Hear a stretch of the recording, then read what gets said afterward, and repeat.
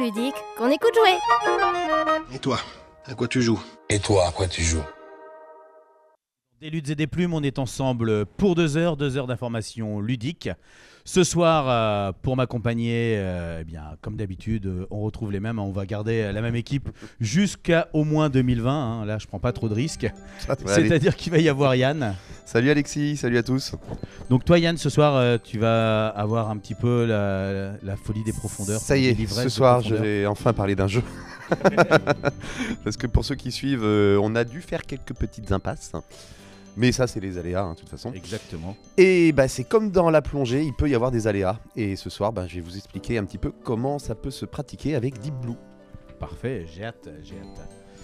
Damien, à tes côtés, qui va passer l'émission avec nous et qui va nous faire le courrier des auditeurs, comme à son habitude. Ouais, ça va, mais je suis quand même un petit peu désorienté. Je vous en parlerai tout à l'heure. Ok.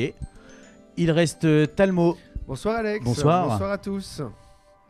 Donc toi Talmo, ce soir, pas de grand quiz, pas de... Je suis venu les mains dans les poches, C'est mais ça. avec le journal sur le bras. Donc si vous avez 2 minutes à me consacrer, je vous parlerai un petit peu de la presse d'aujourd'hui et de demain surtout. Demain, 10 novembre. Eh ben, pas de souci, tu auras le temps nécessaire. Et ça me laisse à moi le temps, effectivement, de présenter aussi un jeu, puisque je vais vous parler, moi, d'un jeu auquel on a peut-être déjà parlé, ou on parlera peut-être dans le futur, ou on ne sait pas trop, parce qu'on va se perdre un petit peu dans le temps. Il s'agit de Undo, pour ceux qui connaissent, et vous allez découvrir ceux qui ne connaissent pas. Pour nous accompagner ce soir, il y a bien sûr un invité, quelqu'un qui est venu nous parler d'un établissement, un établissement qui vient d'ouvrir à côté de chez nous, à Pleuhermel. Donc pour ceux qui sont trop loin, c'est une bonne occasion de venir nous voir en Bretagne. Il s'agit du Ludixarium. Je prononce bien ? Tout à fait, bonsoir à tous. Alors, dans l'émission, il est de coutume de commencer l'émission par un jeu. On fait un jeu en direct. Okay. Un jeu qu'on essaye de faire un peu radiophonique, même si sur celui-ci il va y avoir quelques dessins. Oui. Un jeu qu'on a la chance d'avoir grâce soit aux éditeurs, soit à nos partenaires. D'accord. Cette année, on est heureux parce qu'on a 2 partenaires qui nous suivent dans l'émission. On a Croque-Jeu et Sortilège.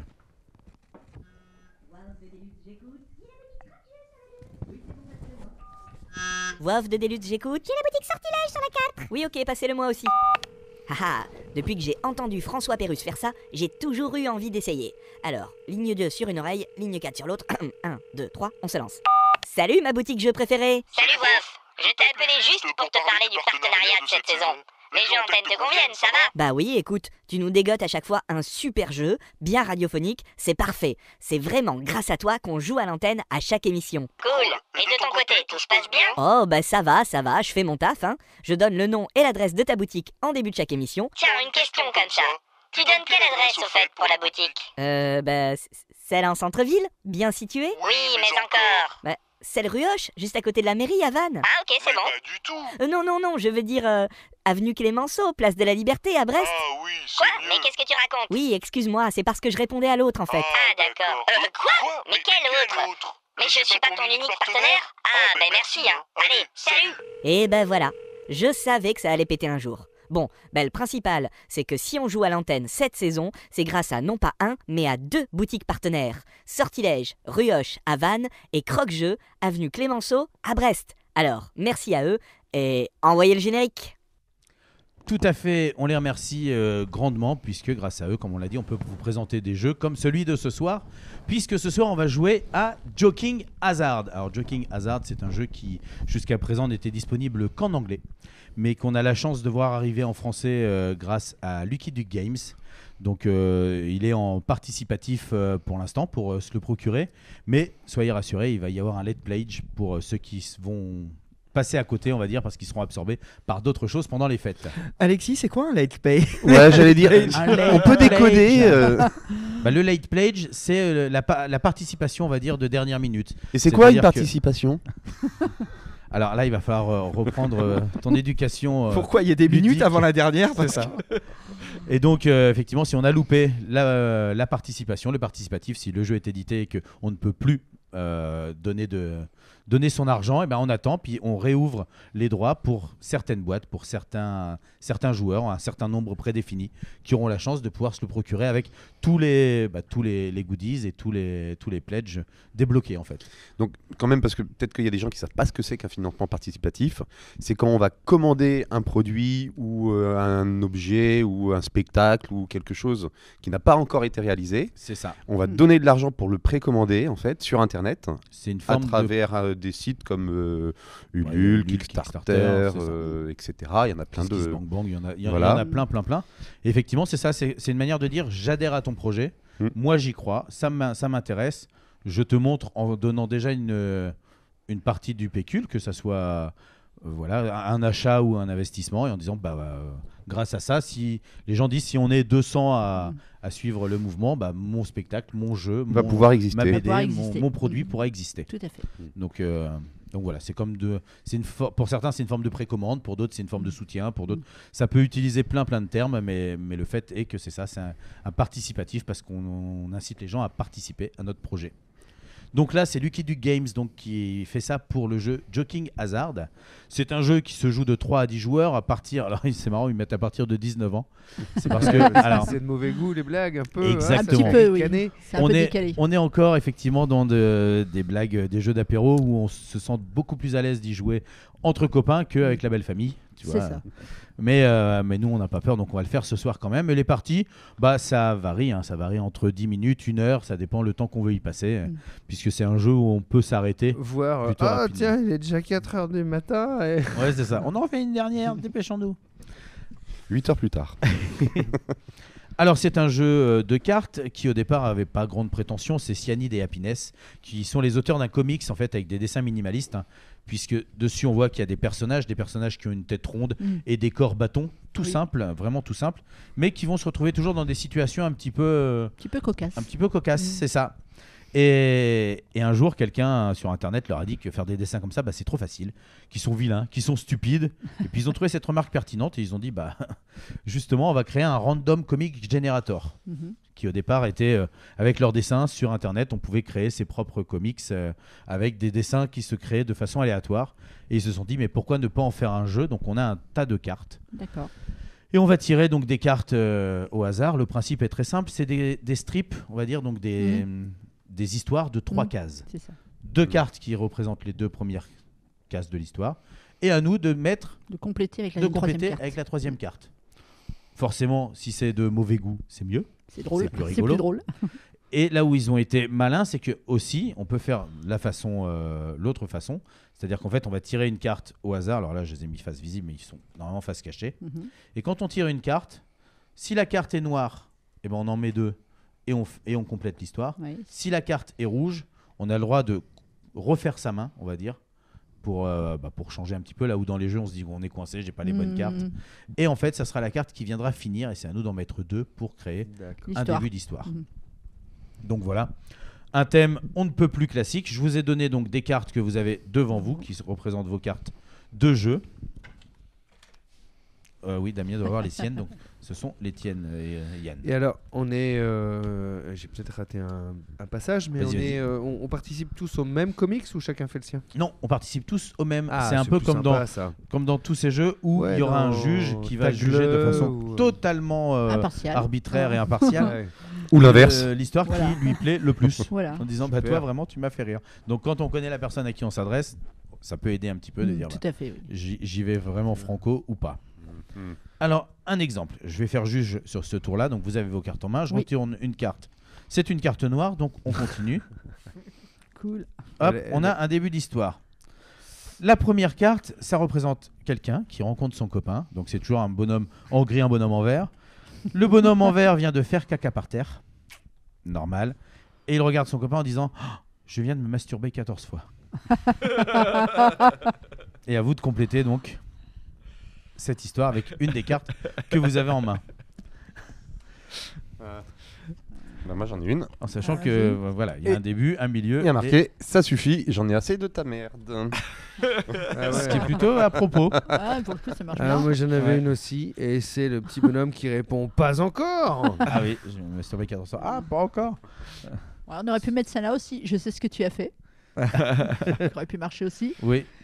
Et moi, Alors. il ne dit rien, il se retourne et il monte ses Ah fesses oui, en fait. Il a fait caca, Celle-là, elle peut être, il vient et il s'en va, les fesses à l'air en disant pop, pop, pop, pop, pop. Oh, il s'en va pas, juste il lui montre. Ou il lui montre ses Ouais, fesses, ouais. ok. Donc ton idée c'est Ça regarde. fonctionne aussi. Donc, on voit que là, effectivement, c'est un tirage aléatoire. Oui. On a eu 2 Ouais. cartes Mm. qui finalement se dit bah oui, ça peut matcher, on peut faire un truc avec, Mm. et que toutes les fins arrivent à quelque chose. On a 4 fins alternatives. On a- quoi. Ouais, oui. 4 fins Impossible. alternatives. Exactement. Alors moi là, Est-ce que c'est déjà pas 4 fins de trop en fait? celle qui est plus thématique, on va dire, c'est celui qui dit j'en ai assez de ta merde. Pour le Et coup, le ça marche pas bien. encore, j'aime bien aussi les deux, mais je vais Oui. prendre parce que quand même tomber sur une carte avec un caca et dire j'en ai Oui. assez de ta merde, Là. ça tombe plutôt pas mal. Ouais, un point pour Yann. pour moi. Un point. Les autres sont défaussés. Ouais, les autres sont défaussés, c'est ça. Hop là. On se Et donc, on réapprovisionne. continue. Non, on va se réapprovisionner quand on aura une carte rouge. C'est toi, Yann, ok. qui. Et c'est moi c'est qui toi fais qui le- tourne. le juge. Ouais. Voilà. Voilà. Le Tu judge. retournes la Alors. première. La C'est judge une drive. carte noire. Alors donc moi, on la va première encore- carte, c'est Monsieur Gris et Monsieur Green, qui sont Monsieur Gray et Monsieur Green, qui regardent leur sexe, car ils ont un début d'érection, dirait-on. Ah bah, écoute. Ils ont C'est l'air moins de sympas, 18, ces hein. deux. Plus de 18, pardon. 19. C'est 19. Ensuite, en deuxième image, j'ai Monsieur Gray, donc Monsieur Gris, hein, on va oui. revenir à, Cyanide. quand même, qui fait une tête de genre je suis très content, quoi. Mais un peu vicelard, quand même. Ouais, Je suis d'accord. très content et un peu vicelard. Et, Genre, je suppose que par rapport à son pote, peut-être que. mais alors, Hmm. moi j'ai Monsieur Vert là qui lui répond pareil. Et il le regarde et lui C'est dit pas mal. pareil. Ah, Ouais, j'ai Monsieur Gris qui dit à Monsieur Vert. Je pense que je suis prêt à passer à la prochaine étape de notre relation. Ah, c'est Allez, bon ça. ça. Moi, j'avais celle-là. Tout est de ta faute. Ah ouais, il a pas mal. content, il regarde, il fait mais tout est ta faute. Il y en a des sympas là. Qu'est-ce que tu Et nous moi, proposes, toi? j'ai Monsieur Vert qui le regarde comme ça, qui fait attends, j'ai absolument besoin d'un selfie avec ça. Ouais, elle est pas C'est mal bien aussi, aussi. celle-là. Ah, c'est bon ça, c'est bon. Il y en a quand même, il y a quand même beaucoup de bons là, je trouve. Ouais, mais on se rend compte que ça marche plutôt pas mal. Hein, Ouais, parce très que bien. Ça marche alors. plutôt bien, chaque finalement, fois, étonnamment. c'est exactement ça. Et même si on les met, si on se dit tiens, on Mm. les change de Mm. place, Ça fonctionne. ça en fait. fonctionne aussi. Mm. Ouais. Donc c'est plutôt vraiment bien foutu parce qu'il y a beaucoup de cartes. Il y a beaucoup de possibilités. beaucoup de possibilités. Beaucoup Et- de rejouabilité. Alors moi, je vais aussi. prendre celle de Damien. Genre le gris, il fait sa tête d'hyper satisfait, un peu vicelard, et l'autre, il fait pareil. Pareil. Bah ouais. pareil. Comme ça, il n'y a pas de jaloux. Donc Damien, tu deviens juge. Ouais, tu alors tires je une retourne la première carte, voilà celle-là. Et sur Hop, celle-là. c'est encore une carte noire. Ah, ils sont passés à l'autre étape de leur relation. Voilà, il passe à la c'est suite ça. de la relation. Donc là, Ah oui, ouais. d'accord. Ouais. Alors ils sont asexués, Ils sont- hein, c'est des deux bonhommes Oui, tête ronde, oui, ils sont oui. C'est des totalement bonhommes asexués. patates, ouais. Ouais, Oui, enfin, c'est ça, vous ça, avez tous les les deux un bonhommes. truc. Oui, bah là oui, quand même. bah, mais sinon quand on les voit pas, on peut dire ce qu'on veut. Donc effectivement, il y en a un qui est Bon, en train de on- plaire à l'autre, Oui, voilà, oui. de faire, Tout à fait. de lui faire des choses. Voilà. Et l'autre carte, c'est celle-là, là, voilà, c'est très bien, oui. Et il lui dit, le monsieur vert lui dit, entre le bras. Alors, le monsieur vert est en train de faire plaisir au monsieur gris, Ouais. et après il lui fait tu devrais voir un médecin. Moi, je vais mettre celle-là, je l'aime bien. Est-ce que tu sais qui je suis? Ah oui, Ouais, c'est c'est la pas même mal. Ça personne peut qui devenir oui. tordu dit, quand ouais, même. tu devrais voir un médecin, est-ce que tu sais ce que... Qui je suis? C'est ça, parce que c'est l'autre qui aura des problèmes Oui, c'est dentaires. ça, plus ça que- peut être. Ah. Pour c'est moi, pas mal. Alors. Monsieur Monsieur Gris qui Cyanide va lui répondre qu'est-ce qui va pas dans ta tête. Ah, tu devrais voir un médecin, mais qu'est-ce qu'il n'y a pas dans ta tête? Bah, j'attends Après parce que avoir je... fait ça. Alors moi j'ai monsieur vert donc qui fait plaisir à monsieur gris qui lui dit tu devrais voir un médecin et après qui lui dit tu sais je suis pas homo. Ah ouais. Ah ouais. Ouais, bah alors là, c'est un petit peu tard pour Monsieur Vert.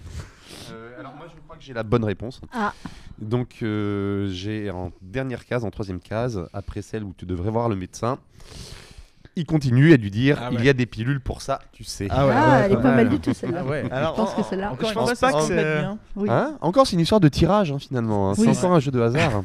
la première image, c'est une histoire de tirage. Oui, ça marche bien aussi. oui. Effectivement, c'est pas fait, je pense, pour être un jeu de bonnes réponses et de bonnes coïncidences, mais ouais, je t'accorde encore un point. Bah, Parce yeah. que, voilà, quoi. 2 points. Allez, à mon tour de Tu vas finir par tirer prendre la une pochette. histoire. J'ai hâte. Hein Attends, on va en défausser milieu. celle-là déjà. D'accord. J'aime beaucoup ton jeu. Alors là, oh là là là là Ah. là, Monsieur Gris vient de mettre une grosse mandale à Monsieur alors, Vert. Comme c'est une rouge, ça veut dire qu'on va Ah, tous ouais, pouvoir recompléter sa main Ah. et que ça sera une fin d'histoire.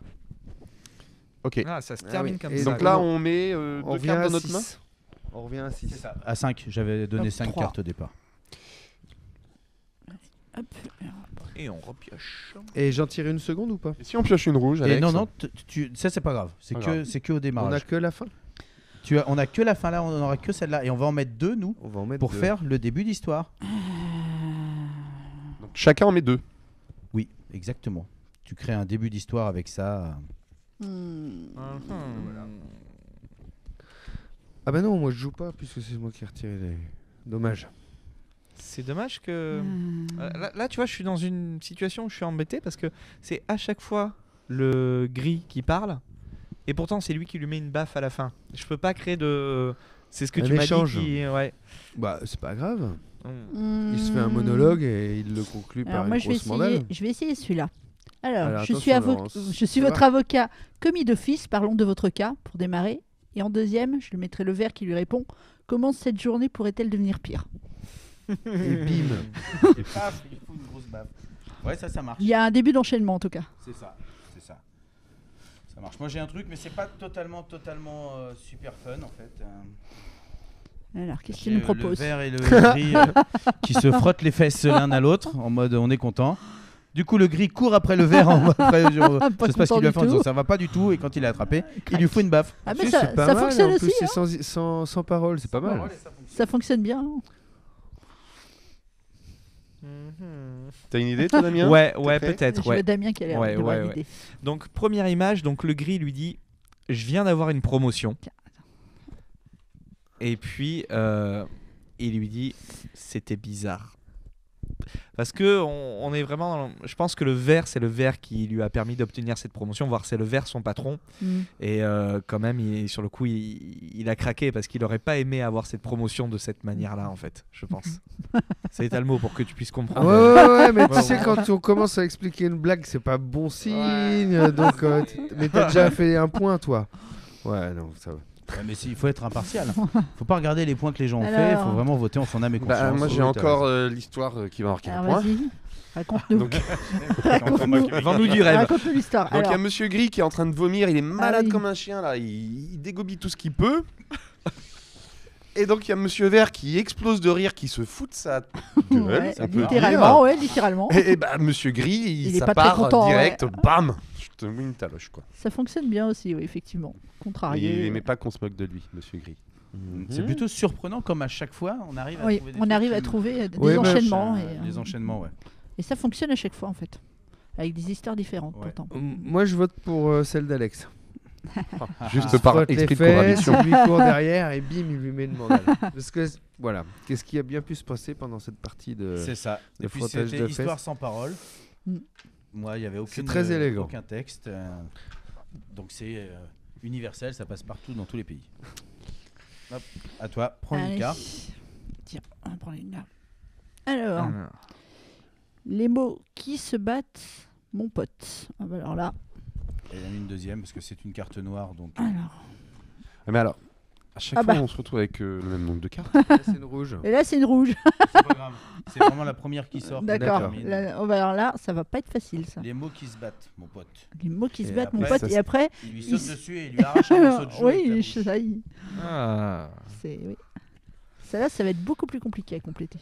Ouais, sauf si on dit que ça se passe peut-être dans sa tête, qui lui Ouais. dit si tu me dis ça, je vais te faire ça, et l'autre il lui répond le vert, il fait Ah mais c'est pas la dernière carte la rouge? tu veux dire Non, pas dans ce cas-là. Et on repioche pas de cartes Non. plus. Non, parce qu'on l'a pas pioché en C'est que premier. quand D'accord, mais on se retrouve avec de moins en moins de cartes et donc de moins en moins de choix quand Oui. même. De moins dans en nos moins de mains. possibilités. Mais c'est oui. possible que là, par contre, je fasse une erreur parce que je crois que effectivement, on doit recompléter sa main et que quand on a une carte rouge, on a le droit de changer autant de cartes qu'on veut dans sa main. En disant, celle-là, elle me plaise pas du tout. Ah On oui. peut même oui. changer je sa main change, ouais, on complètement. peut je même crois, changer hein. sa main complètement. Je crois. C'est ça. C'est là que j'ai fait Que j'ai fait une boulette. Oh là là. Et normalement, donc Tu veux on a dire toujours. de manière sexy. On a Bon, toujours ça le même nombre reste de cartes en jouable quand même, hein, le jeu. Oui. Hein Oui, bah surtout Ouais. que là, on savait qu'on allait Ouais. faire un tour de table et que voilà, pour 10 Regardez minutes, la, on n'allait pas être la perdu. carte qui va gagner. Alors, tu veux dire Donc, de manière les mots sexy. qui se battent, mon Les mots pote. qui se battent, Scrooge, mon il se pote, fait pas bouffer et content. l'autre répond wow, calme-toi, mon pote. Ah, il dit 2 fois mon pote. Ouais. C'est plutôt cohérent. Alors moi, tu vois, il lui arrache la bouche, la joue comme ça, et puis il fait soudain, il y a du vomi dans ma bouche. Ah.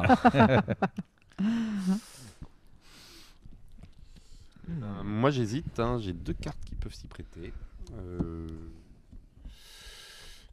Alors moi je vais sortir celle-là. Tout simple, hein. Le mec Arrête il se ça. fait arracher la joue et l'autre il lui dit mais arrête.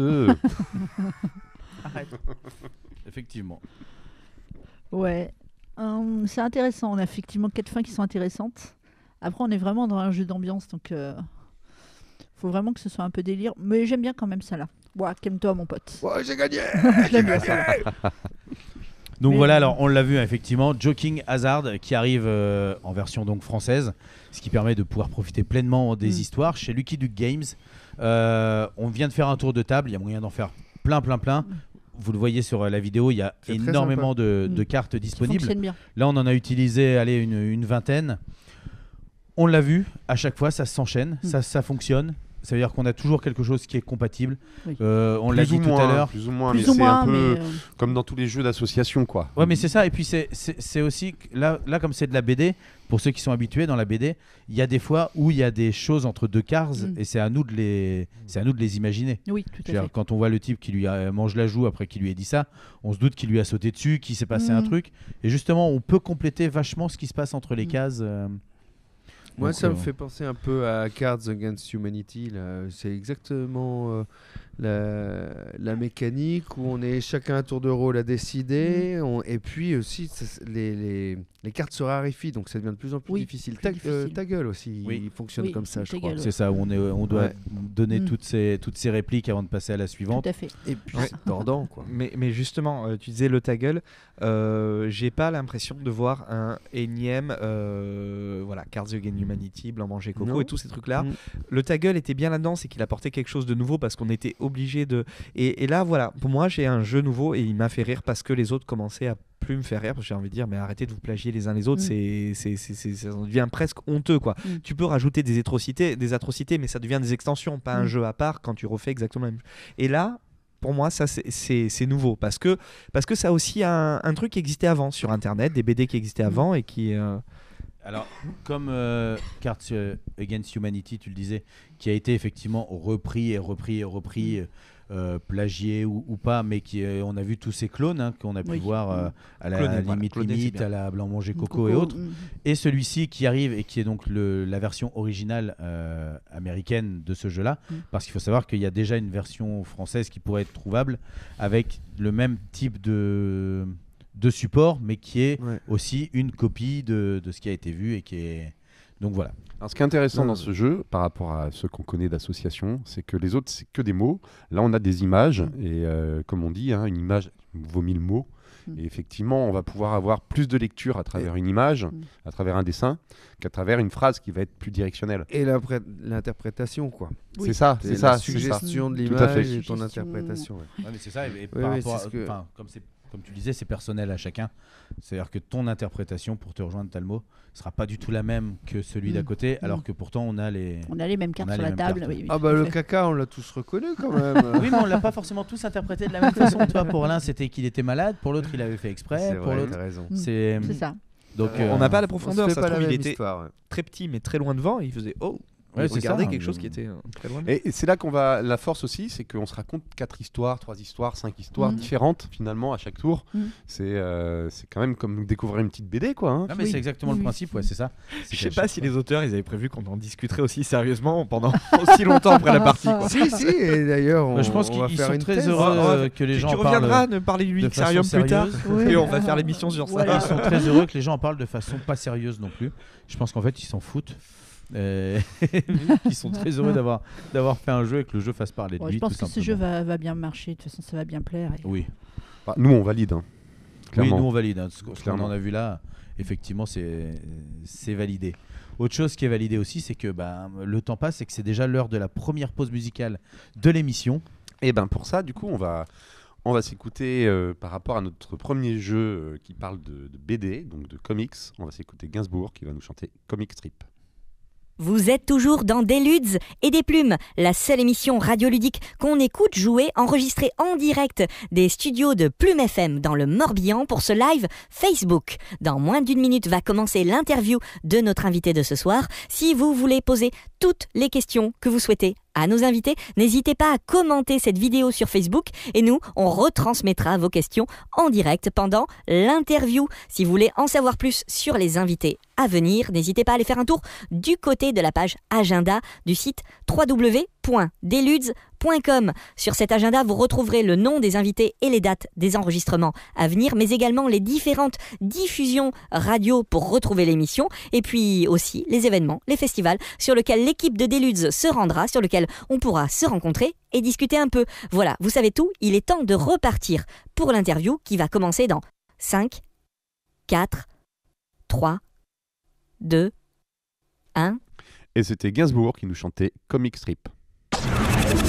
On a bien joué dans Deludes. Et maintenant, on va en apprendre un peu plus sur nos invités. C'est l'heure de l'interview en studio. Toujours dans des luttes et des plumes, effectivement, on vient de jouer à Joking Hazard et maintenant c'est le moment de se tourner vers notre invité pour vous parler du Ludixarium. Mais avant de vous en parler un petit peu plus en détail, on va dire, nous on a eu la chance d'aller au Ludixarium au moment de l'ouverture. Tout à fait, pour le 16 novembre. Le 16 novembre. Le 16 novembre. Et on a fait un petit sujet sur place et donc on va commencer par passer cette petite chronique. Voilà, on s'est juste promené dans les locaux et c'est Tout à Laurence fait. qui a présenté tout le, on va dire le rez-de-chaussée, pas la Voilà. partie hôtel, mais Oui, tout le La rez-de-chaussée. partie café-jeu. Là, on est donc au Ludixarium à Ploarmel. Donc, quand on rentre, on arrive dans cette scène accueil de l'hôtel.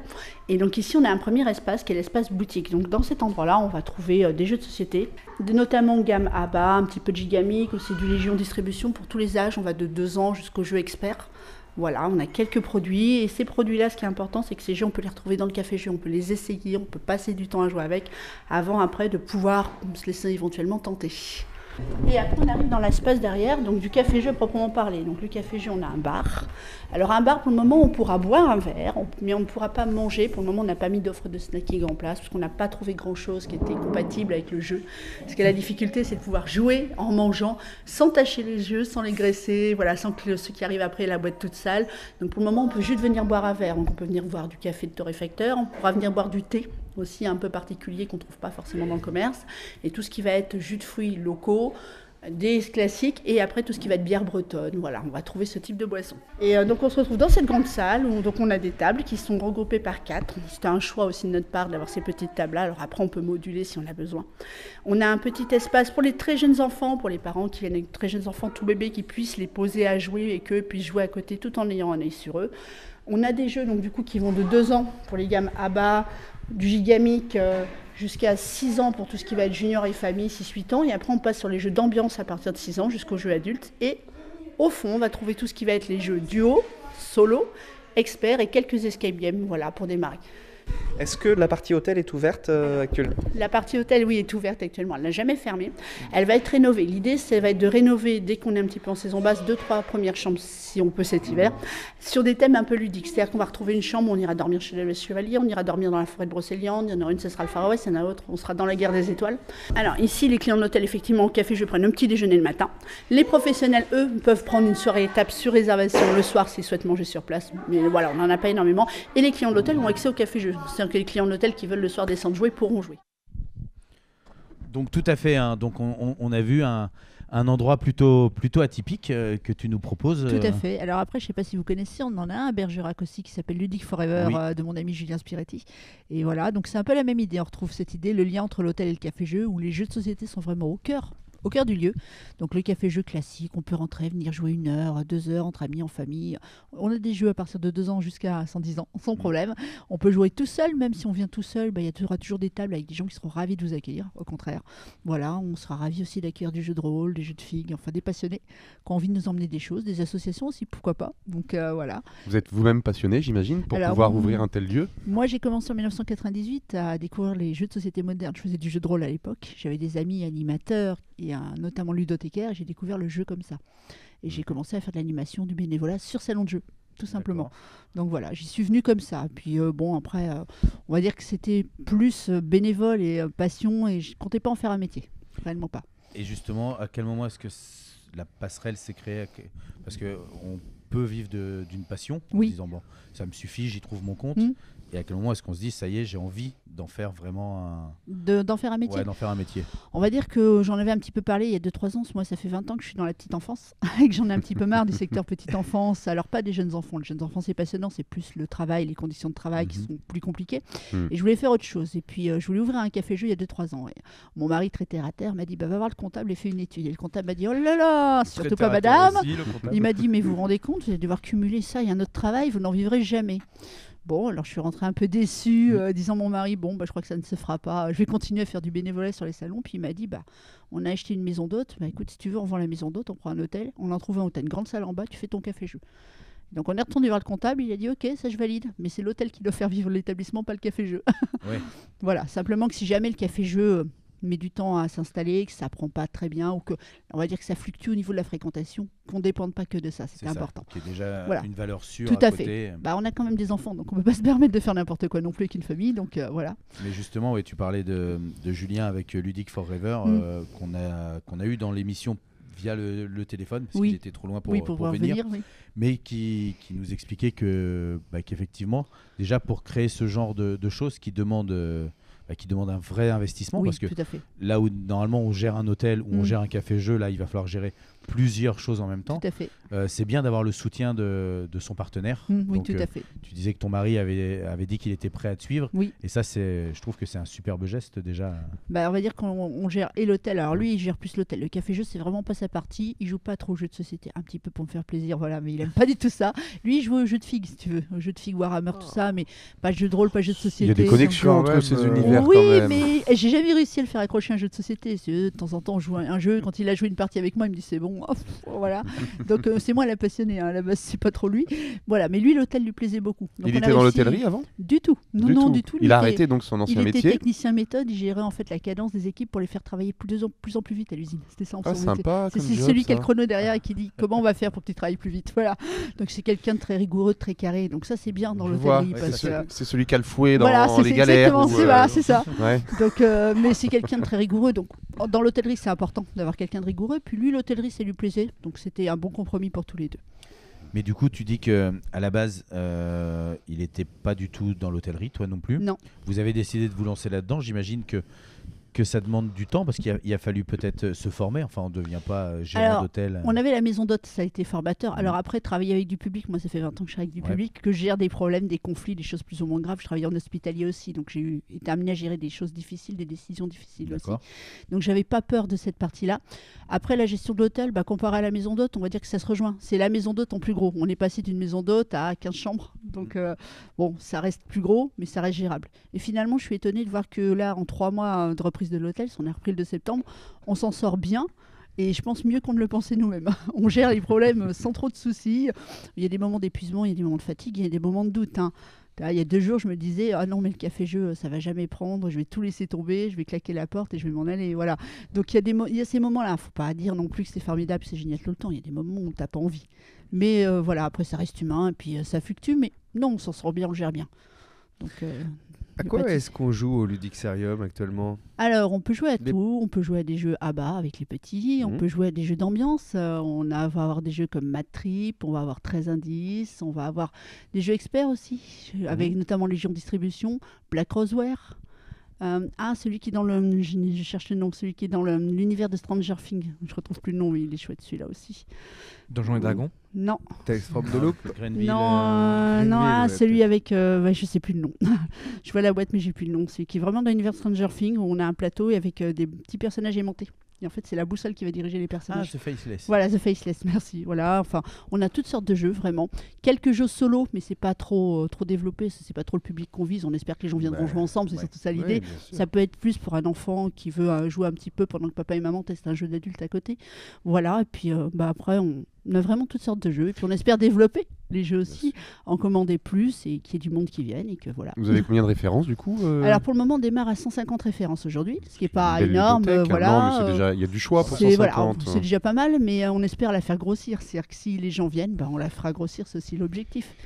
Et comment est reçu les gens qui viennent pour l'hôtel, qui sont pas, parce que je pense que vous avez des clients qui viennent pour l'hôtel, tout à fait, qui viennent pas du tout et qui pour le découvrent jeu. du coup la partie, cette partie un peu extraordinaire. Comment c'est accueilli par ce public ? C'est accueilli de façon très curieuse. Les gens posent beaucoup de questions.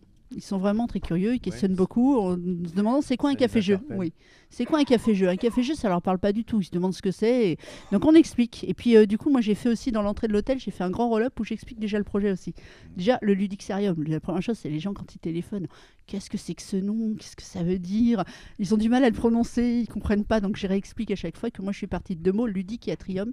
Ça se définirait par la place centrale où on joue en fait. Dans le lieu, on se retrouve tous pour jouer. Et donc je pars de là et j'explique et je leur montre le café-jeu. Je leur dis mais venez voir.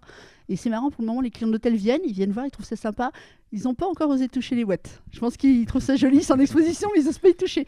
Il y en a même le jour qui m'ont dit ah bon, on a le droit de les prendre? Je dis bah oui, vous avez le droit de les prendre, c'est là pour ça. Donc Au contraire. je leur dis oui, vous pouvez les prendre et vous installer, donc c'est rigolo. Mais les gens trouvent ça intéressant. Ils me disent ah c'est génial, c'est un super projet. Et c'est là où je suis étonnée, mais après je pense que c'est ça d'être passionné, c'est qu'il y a beaucoup de gens qui savent pas ce qu'est un café-jeu en fait. J'ai même eu des gens qui m'ont dit ah on va venir faire un poker, on va jouer des jeux d'argent. Je leur ai dit ah, non c'est pas un tripot, hein. Non ni un casino. Mais voilà, donc je pense qu'il y a aussi ce côté-là. Les gens sont intéressés, veulent découvrir, ils osent pas forcément, mais c'est vrai qu'on retrouve des cafés-jeux aujourd'hui dans les grandes villes. Oui, dans les grosses villes, on en a plein. Rennes, Nantes. D'autres, c'est celle d'à côté de chez Oui, nous. c'est Voilà, celle oui. qu'on connaît bien. Bah, Clermont, t'en as un peu partout maintenant. Historiquement, c'est quand même toujours au café qu'on a joué, que ce soit au Oui, billard, tout au à fait. Oui, flipper, au les baby-foot, premières, le 4-21, fléchettes, quelles que ça. soient les régions vrai, du hein. globe quasiment. Donc, Le café a toujours été un lieu de jeu, oui. Évidemment, bien sûr. Et puis là, les jeux bretons, les gros trucs. Les jeux du palais. les Café-jeu, cafés où il y a le finalement, c'est un terrain de pléonasme. groupe derrière. Oui, un petit peu. Non, mais c'est vrai, un petit peu. C'est Et les jeux qui changent en fait. Oui, c'est les jeux qui changent. Les jeux changent. Est-ce qu'il y a le problème de passerelle inverse? Je dirais, est-ce que les joueurs de jeux de rôle qui ont fait une campagne de 22 heures d'affilée, tu peux leur dire, mais vous savez qu'il y a des chambres au-dessus que vous pouviez Ouais, réserver? on peut Et leur ils n'osent dire. pas les toucher en fait. On n'a pas pareil. encore, mais après on pourra leur proposer, au contraire, si on a ce genre de demande, leur dire que s'ils veulent, il y a des chambres sur place et qu'ils peuvent en prendre, il n'y a pas de souci. Sauf dans les périodes où on est complet. Parce qu'en ce moment, j'avoue que les périodes basses, on l'a pas encore vu. Mais bon, tant mieux, c'est que ça fonctionne. Mais voilà, on l'attend aussi pour pouvoir commencer la rénovation, puisque l'objectif, c'est aussi de rénover les chambres et d'en faire une partie qui sera à thématique immersive. On va dormir dans la forêt de Procéliande, on va dormir chez les chevaliers au Far West, un peu comme les univers des jeux de société. Ouais, De d'accord. retrouver ça, mais juste pour une partie des chambres. On va pas faire les 15 comme ça, parce qu'on a des professionnels, on a des gens qui ont envie de choses plus neutres aussi. Hein. Donc Ouais, voilà, on va en faire il y a- quelques-unes. Oui, mais pour, avoir de pouvoir le proposer à tout ceux à fait. qui souhaitent. Ceux qui ont envie, voilà. D'avoir, Tout à fait. comme tu disais que vous aviez 15 chambres, effectivement, fait. on peut imaginer qu'il y en ait quelques-unes comme ça. Ouais, je pense Et entre le 6 reste, et maximum 8, et le reste, on va les faire plus neutres quand même, que tout le monde puisse s'y Ouais. retrouver. Pas C'est de l'idée. jogging hasard. Non, ouais, non. En ça- décoration. Celui qui En débarque. décoration. Ah, ma foi, après, ça peut être sympa entre collègues. Hein. Ça dépend des collègues, quoi. Mais justement, pour rejoindre un petit peu ta question à toi, Damien, puis celle de Yann juste avant, où il disait comment les clients de l'hôtel voient ça. Est-ce que le fait de faire un café-jeu dans un hôtel, parce que c'est vrai que d'habitude on arrive, pour les habitués, on sait que c'est un café-jeu, on arrive, on se pose, on boit un coup, on joue, sort des oui, jeux. Et là, le fait qu'il y ait l'hôtel en plus, Mm. est-ce que ça n'a pas non plus créé... alors à contrario, tu disais des gens qui disaient on pourrait dormir, mais des gens qui se disent oh c'est bizarre, ça change de nos habitudes, est-ce qu'il faut peut-être pas faire de bruit parce qu'il y a des gens qui dorment, il faut peut-être... Alors après, en termes de bruit, bon, pour le moment, ça va. Ça commence tranquillement. On a ouvert il n'y a pas longtemps. Après, c'est quelque chose qu'on peut aussi... On a déjà temporisé. Entre le café-jeu et les chambres, il y a notre appart. On vit sur place, donc déjà, ça temporise un peu le bruit. Puis après, passer une certaine heure, on peut aussi demander aux joueurs gentiment de faire attention, parce qu'il y a les voyageurs de l'hôtel au-dessus, de pas crier trop fort. Faut qu'ils jouent, faut qu'ils vivent. Moi, il n'est pas question non plus que les gens vivent pas, ils sont là pour jouer. Puis moi, je le dirais aussi aux clients de l'hôtel. C'est un lieu ludique, il y a des jeux. On fera attention maintenant, ça ferme à minuit, ça ferme pas à 3h du matin. Oui. Donc Ouais, il y aura ça peut-être reste, un peu de bruit honnête. jusqu'à minuit, mais voilà, après, on reste honnête aussi. Non mais c'est bon. Après, il y aura peut-être des critiques, hein. Mais les gens reviendront pas. Mais voilà, je pense qu'il faut aussi l'assumer. Et je vois à Bergerac qu'ils ont eu la critique en disant que ça faisait du bruit, mais les gens savent où ils sont venus. Enfin, sur Internet, on l'a pas caché. Sur Booking, c'est marqué. C'est même dans le descriptif. On a mis toutes les photos. Les gens le voient. On a déballé des jeux. On a montré ce que c'était. Donc, on ne cache rien. On le montre. Donc Oui, après, donc les gens après, le savent. Après, on vient en connaissance de cause. Voilà, on vient en peut- connaissance peut- de cause. Non. On peut presque pas être surpris. Oui, je pense pas que ce soit quelque chose que, enfin, moi, ça me ferait pas peur personnellement, même si j'étais pas trop à fond dans les jeux, tu vois. Par exemple, je me dis bon, les jeux c'est gentil, quoi. Enfin, Oui. Ouais. C'est pas comme un club de bikers, Ouais, par exemple, ouais, qui Voilà. se donnerait rendez-vous là pour faire leur tournoi de billard et de poker. Tout à fait. Ou des représentants tronçonneuses qui sont là pour Voilà, le ouais, congrès pour sur une la petite démo, foresterie, ouais, tu tu vois. sais. Ouais.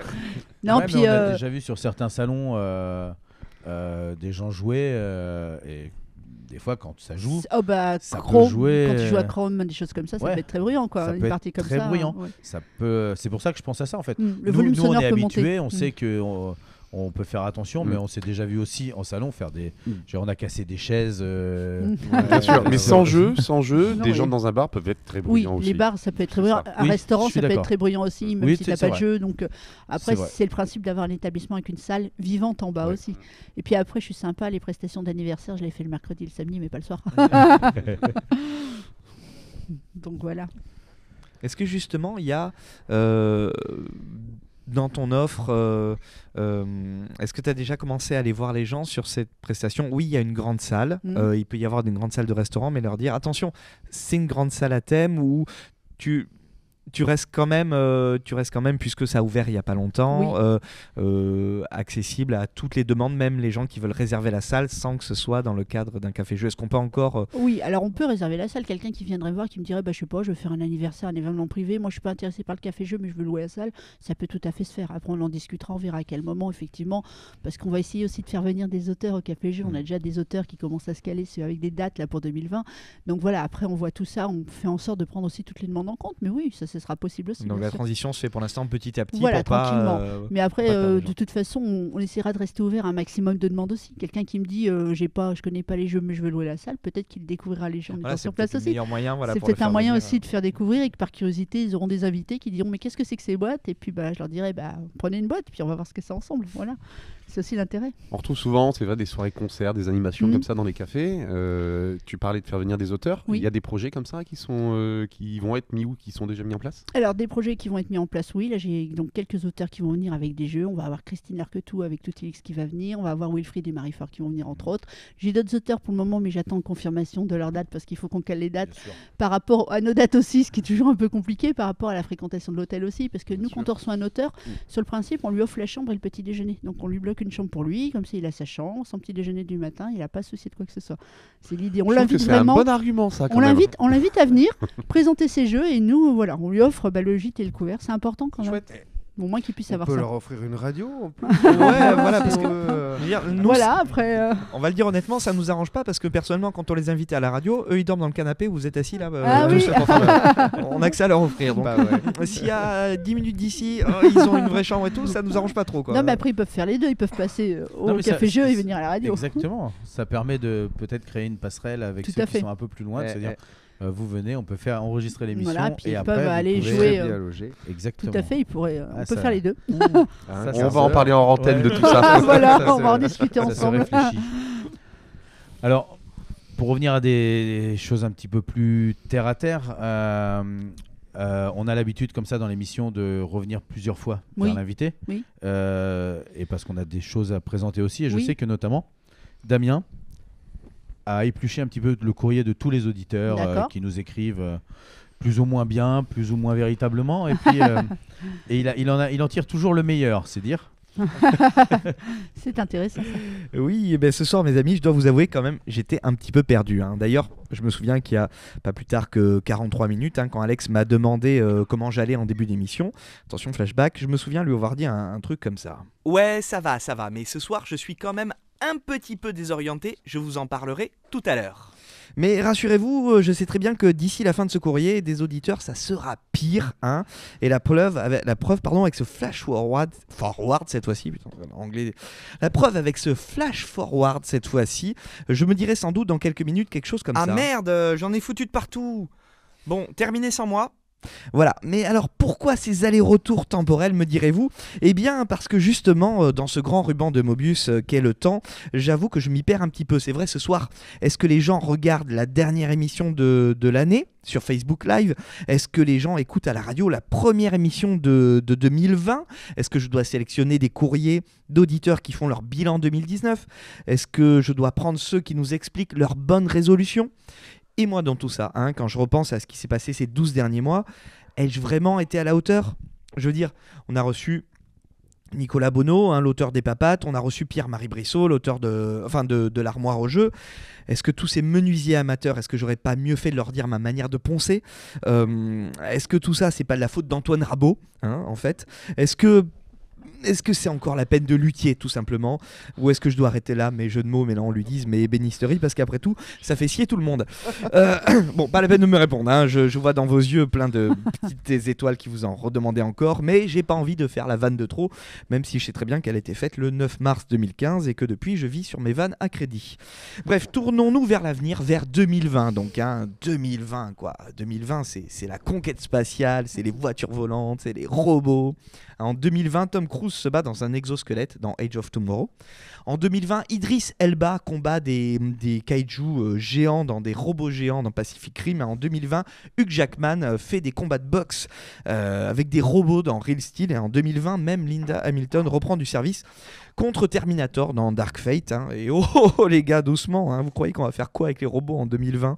Je sais pas si vous avez vu, mais à l'heure actuelle sur Internet, la vidéo qui fait le plus de vues au niveau combat de robots, c'est de savoir si on va choisir un Thermomix ou un Monsieur Cuisine de chez Lidl. Donc on est loin encore de la conquête du monde. Bref, il nous reste quoi pour l'année 2020 ? Il nous reste la conquête spatiale, justement.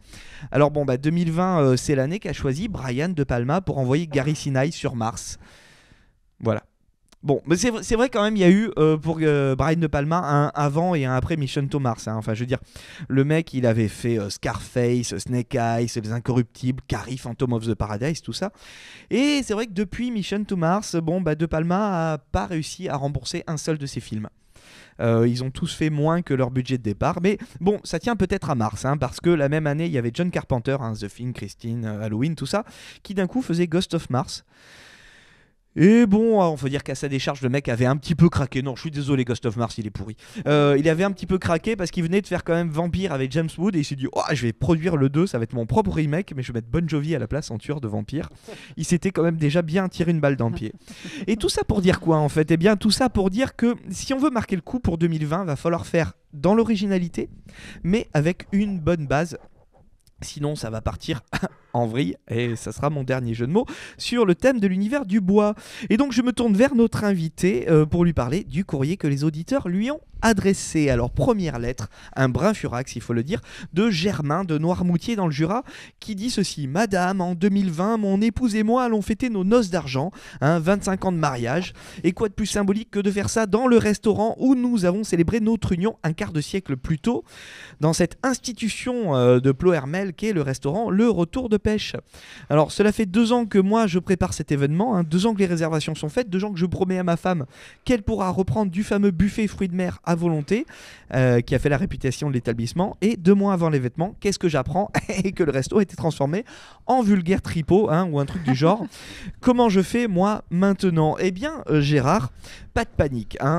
Savez-vous que bonne bouffe et esprit ludique ne sont pas forcément incompatibles. Prenez Sushi Dai, Sushi Go, à la bouffe, à la carte, Tavernia, Kitchen Rush, et voilà quelques titres à la volée comme ça qui vous permettront de passer une bonne soirée. Jeu de satiété.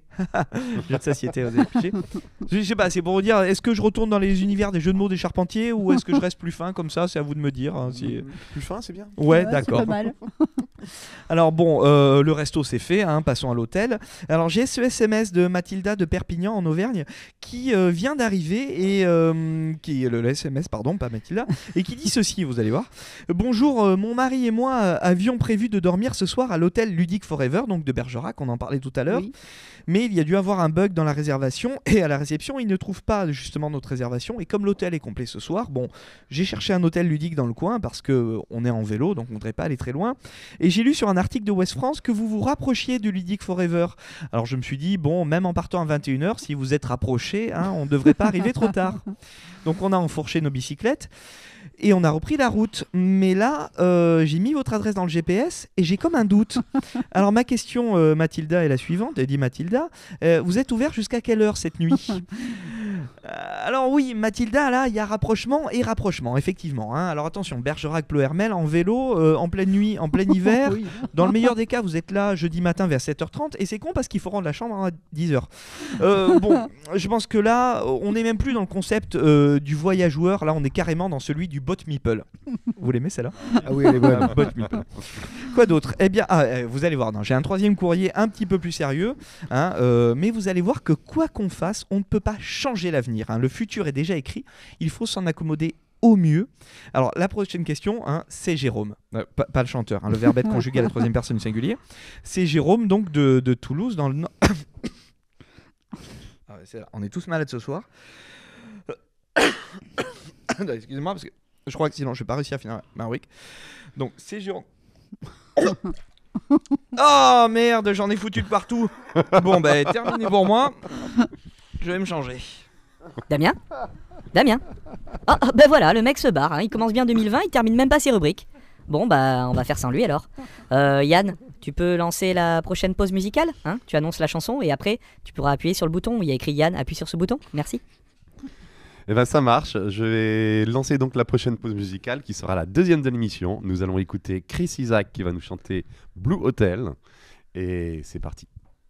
Toujours dans Des ludes et des plumes, on est à peu près à la moitié de l'émission, c'est l'heure de notre deuxième cache-écran. Mais au fait, un cache-écran, qu'est-ce que c'est? Eh bien, en radio, c'est un élément sonore qui vient masquer un autre élément sonore. Un exemple, vous écoutez une grande radio nationale et puis d'un coup, vous entendez une publicité pour le magasin en bas de chez vous. Alors peut-être que vous, ça vous intéresse, mais pas forcément l'auditeur qui habite à l'autre bout de la France. Lui, à la place, il aura une pub pour le magasin en bas de chez lui ou une chanson, pourquoi pas. C'est ça, un cache-écran. On va masquer un élément sonore sur une station qui ne nous concerne pas, sur un décrochage local pour se différencier du programme national. Nous, on triche un petit peu, on s'en sert dans ce live Facebook pour masquer les chansons que vous entendrez à la place de ma voix si vous écoutez l'émission à la radio, mais comme on n'a pas les droits d'auteur sur Internet et pour ne pas se faire couper le direct, eh bien à la place, on diffuse ce cache-écran. Ça permet aux animateurs et aux invités de souffler un peu et de revenir dans 5, 4, 3, 2, 1...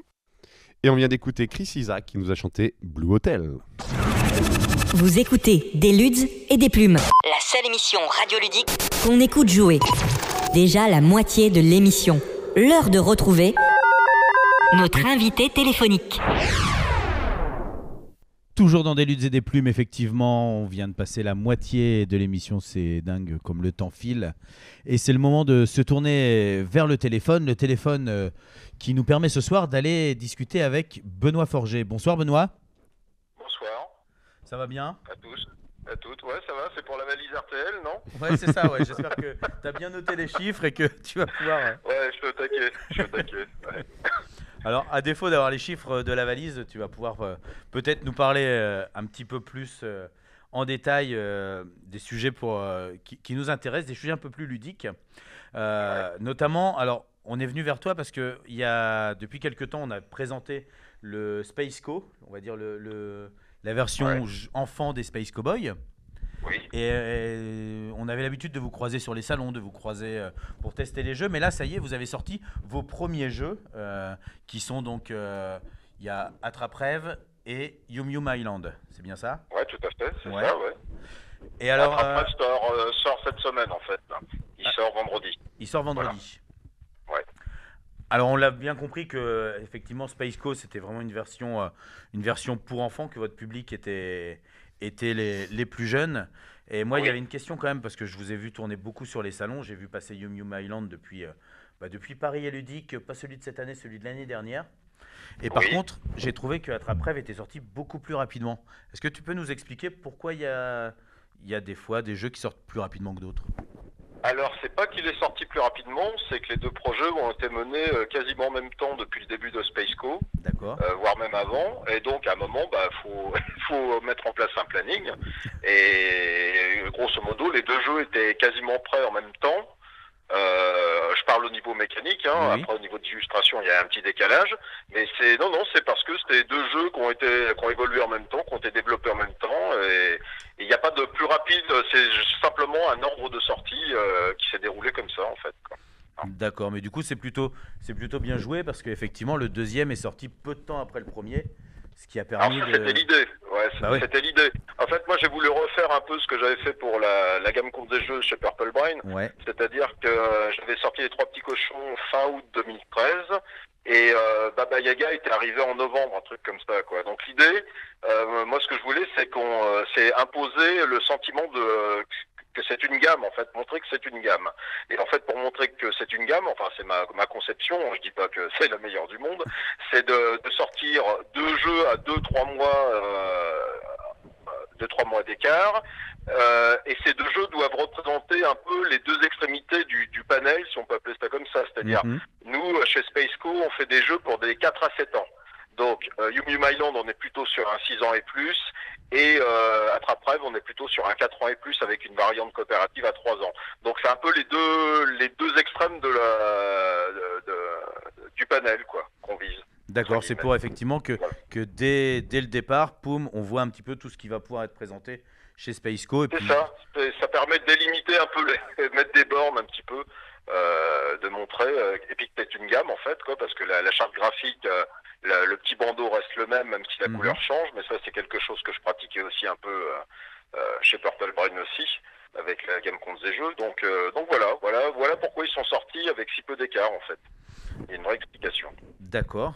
Et est-ce que, parce que comme toi, tu avais l'habitude de travailler avec Purple Brain sur un public, on va dire, plutôt, enfin, pas forcément jeune, mais qui se voulait un peu jeune, avec la gamme contes de tes livres, est-ce que tu trouves, là, de travailler avec Space Cowboy sur un public un peu plus, on va dire, un peu plus adulte, ado-adulte, est-ce que tu trouves que c'est plus dur de travailler pour les plus jeunes, pour les enfants, ou pour les plus vieux? Alors c'est pas plus dur, et en fait Spaceco, on édite des jeux qui sont pour une tranche plus jeune que ne l'était la gamme Contes et Jeux de Purple Brain. Oui, c'est vrai. La gamme Contes et Jeux Purple Brain, c'était à partir de 6 ans, voire même 7 ans et plus. Tandis que là, on est vraiment sur un public 4-7 ans. Donc l'idée, c'était, parce que comme on aime bien mettre les choses dans des cases, ça rassure un peu tout le monde. Moi, des fois, ça me fait poser des questions, parce que la gamme Contes et Jeux, justement, elle avait un peu cette idée d'essayer de casser un peu ces cases. Donc de pas dire que c'était uniquement des jeux pour enfants, mais c'était des jeux auxquels tout le monde pouvait jouer aussi. C'est ça, il y avait toujours des doubles lectures. Ouais, exactement. Ouais. Chez Spaceco, pour le coup, on est plus dans une tranche ciblée, mieux ciblée, on va dire. J'entends par mieux ciblé, c'est-à-dire que par exemple quelqu'un qui est en boutique qui veut vendre le jeu, il aura peut-être plus de facilité à vendre un jeu qui est mieux ciblé en termes d'âge qu'un jeu justement passez-moi l'expression, mais qui a le cul entre deux chaises, quoi. Donc ce qui a été la gamme Contes et Jeux, et que je revendique, parce que je l'ai voulu comme ça, cette gamme. Donc pour en revenir à la question, oui, c'est plutôt l'inverse. Spaceco, c'est plutôt vraiment plus ciblé enfant, entre guillemets, par rapport à ce que je faisais chez Purple Brain à l'époque, quoi. Voilà. Et justement, du coup, entre Spaceco et Space Cowboy, le fait qu'il y ait un si grand écart, que ce soit vraiment pour enfants et pour plus grands, est-ce que tu penses que les jeux pour enfants, enfin que le public enfant, jeune enfant, est peut-être plus difficile à convaincre ou plus comment dire c'est peut-être pas les enfants qui sont durs à convaincre, c'est plutôt les parents en fait. Entre guillemets, parce que bon, l'idée d'avoir fait une filiation entre Space Cowboys et donc Spaceco, la branche enfant, c'est aussi dans l'idée de toucher le public que touchent les jeux Space Cowboys, d'une part, donc un public déjà un peu joueur, mais pas que, on va pas s'arrêter là. Et il y a aussi l'idée derrière, c'est de développer des jeux chez Spaceco qui seront des émanations de certains titres de chez Space Cowboys, par exemple, mais pour des versions enfants. Voilà. D'accord. Et pour en revenir, alors Spaceco, on a dit que les deux jeux venaient de sortir. Il y a d'autres jeux à arriver, il y a d'autres jeux dans le planning? Ah bah oui, le planning il est un peu chargé. Je pense qu'on en a bien pour 2 ans, facile. En fait, moi j'ai à peu près le même modus operandi que j'avais chez Purple Brain, c'est-à-dire que le planning d'édition, entre guillemets, il est fait sur environ 2 ans dans le futur, quoi. Parce que des jeux, ça se prépare pas du jour au lendemain. Non, et puis ça se travaille, enfin nous on les travaille en tout cas. On sort un jeu quand il est prêt, enfin quand on pense qu'il est prêt, que ça soit mécaniquement et matériellement parlant, après avec les allers-retours qu'on fait avec les fabricants. Donc oui, on a beaucoup de jeux qui ont été signés parce que on voulait pas qu'ils y aillent ailleurs, on les a adorés, donc on veut prendre le temps de travailler dessus. Donc on a un planning qui est plutôt bien nourri, on va dire. Et maintenant que vous avez un peu montré votre présence en sortant les 2 premiers jeux avec aussi peu d'intervalle, est-ce qu'on peut s'attendre à une fréquence un peu plus régulière de sortie? L'idée, moi je veux pas que qu'on tombe dans la boulimie actuelle, enfin de certains, hein, qui consiste à sortir 6 jeux par mois, parce que je sais pas si tous les gens les gens ont compris, mais c'est qu'à un moment, il y a déjà plus de place dans les boutiques, en fait, spécialisées, hein, j'entends. Hein. Donc nous, l'idée, c'est qu'on va sortir genre 4 jeux par an maximum, quoi. C'est ça l'idée, quoi. Donc 4 jeux par an, ça représente peut-être un jeu par trimestre. Tu préfères la qualité à la quantité. Et puis moi j'ai jamais travaillé autrement en fait, quoi, parce que ça m'intéresse pas. Et puis on a une petite équipe de toute façon, et quand bien même on avait une grosse équipe, qu'on sortirait pas plus de jeux, parce que l'idée c'est de sortir un jeu, c'est d'y croire et de le pousser, c'est pas de pêcher à la dynamite, c'est-à-dire d'envoyer tout un tas de jeux dans un lac, de balancer la dynamite et puis de prendre uniquement ceux qui survivent, quoi. Moi ça m'intéresse pas de faire ça en fait. S'il y a peut-être que ça intéresse, hein, c'est pas forcément une critique d'ailleurs, mais c'est pas ma façon de travailler. On va faire peu de jeux, 4 par an déjà pour une petite équipe, c'est pas mal, hein. Mais on va s'y consacrer pleinement, voilà, hein, tout simplement. Alors après, c'est aussi un gage effectivement de sérieux et de qualité, parce que chez les Space Cowboys par exemple, là, pour un public un peu plus adulte, les jeux sortent pas non plus de façon frénétique, mais on sait qu'à chaque sortie, on peut s'attendre à avoir un bon jeu, puisqu'ils sont quand même généralement assez attendus. Oui, c'est ça, il y a une attente qui se crée. Alors nous, Space Co, on n'en est qu'au début hein, de l'histoire. Hein. On n'en est pas au niveau des Space Cowboys non plus, hein, au niveau des grands frères. Hein. Mais l'idée, c'est d'avoir à peu près le même genre d'attitude, entre guillemets. Mais c'est déjà ce que je pratiquais chez Purple Brain aussi. C'est-à-dire, je sortais pas 6-7 jeux par an, quoi. D'ailleurs, je pouvais pas. J'en avais pas les moyens humains pour le faire, parce que j'étais tout seul à cette époque-là. Mais cette idée de bien travailler les jeux, oui, c'est pour ça que tout de suite avec Space Cowboy, ça a fonctionné, parce qu'on a un peu la même philosophie par rapport aux sorties des jeux, en fait, quoi. Voilà. Et la dernière fois qu'on s'était parlé au téléphone comme ça, c'était justement, tu venais d'arriver chez les Space Cowboys. Tu nous avais expliqué que Purple Brain était à côté, était devenu un studio Asmodée à part entière. Et depuis, on a lu un petit peu sur Internet beaucoup de choses, notamment que Purple Brain était terminé. Est-ce que tu confirmes ? Ah non, c'est pas terminé du tout. En fait, non, c'est pas ça. Je pense qu'il y a confusion. C'est la gamme contre des jeux qui va s'arrêter. D'accord. Ah non, mais c'est pour ça que je fais bien de poser la question. Parce oui, exactement. Ouais, ça permet d'avoir quelques éclaircissements. Ouais. Parce que ça serait idiot d'arrêter Purple Brain alors qu'on a un jeu qui cartonne qui s'appelle Le Monstre des Couleurs. On est bien d'accord ? Oui. Hein, parce que ça, c'est quand même le gros carton depuis novembre 2018, hein, depuis que c'est sorti, quoi.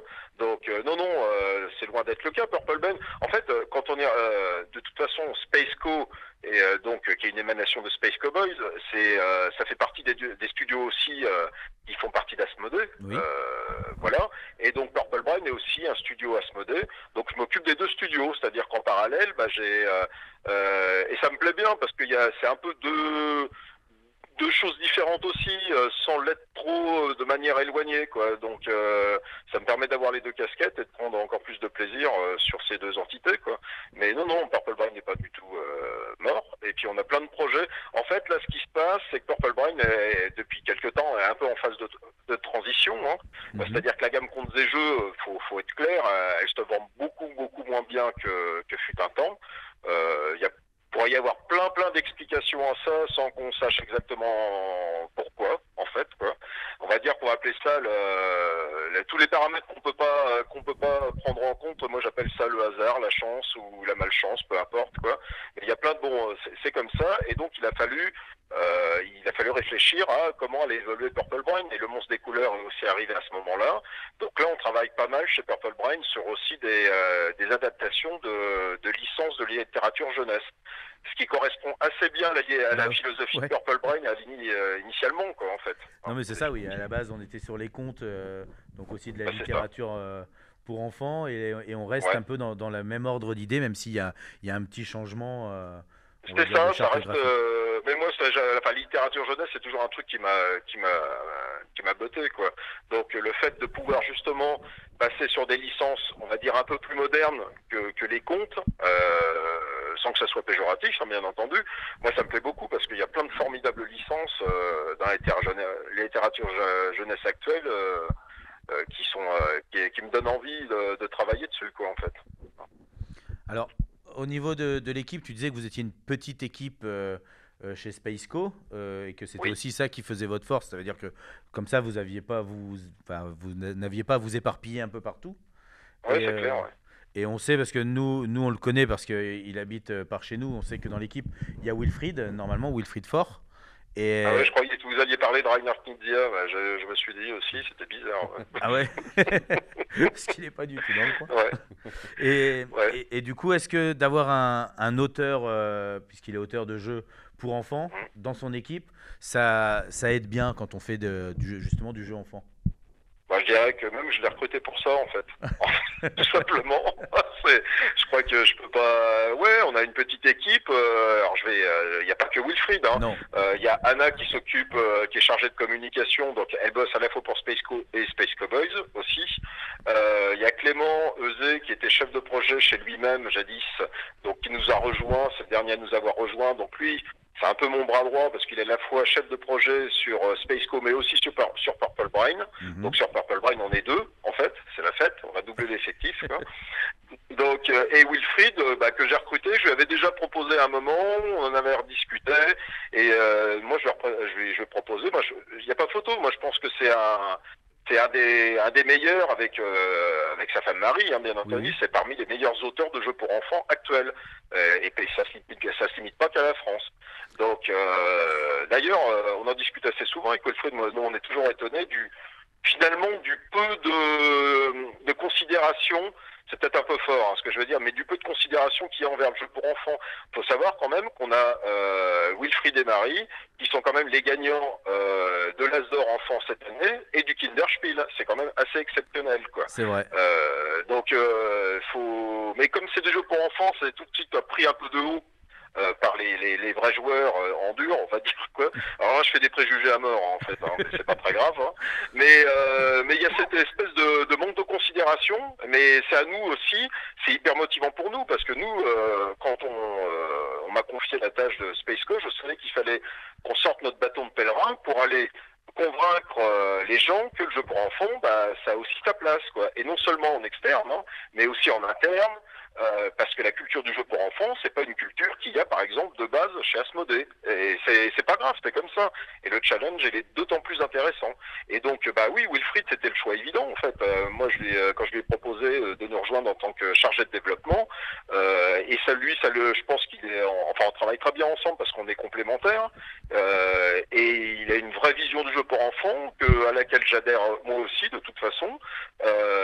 Et voilà quoi, ça serait présomptueux de le dire, mais c'est pas on n'est pas là pour porter un message, mais on a envie quand même de le porter un peu, de faire avancer un peu les choses sur le jeu pour enfants.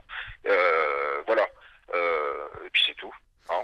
Non, mais bien sûr, de montrer que que c'est pas parce que c'est des enfants qu'il faut faire des jeux au rabais. Donc, on a vu dans ceux justement dans Yum Yum Island ou dans Attrape-Rêve, que le matériel était de qualité, autant que pour un jeu que pour un jeu adulte, que le jeu était bien pensé, était fini, et que vous mettez autant de... que vous mettez la barre haute pour les jeux pour enfants, et on sent vraiment cette envie de le porter un petit peu, parce que je suis d'accord avec toi, c'est un peu comme la littérature enfant, ça veut dire on la met de côté en disant c'est de la littérature qui ne vaut rien, alors qu'en fait, non, c'est de la littérature qui permet aux jeunes les mentalités ont évolué depuis des années concernant la littérature jeunesse, hein, on n'en est plus là, quoi, fort heureusement.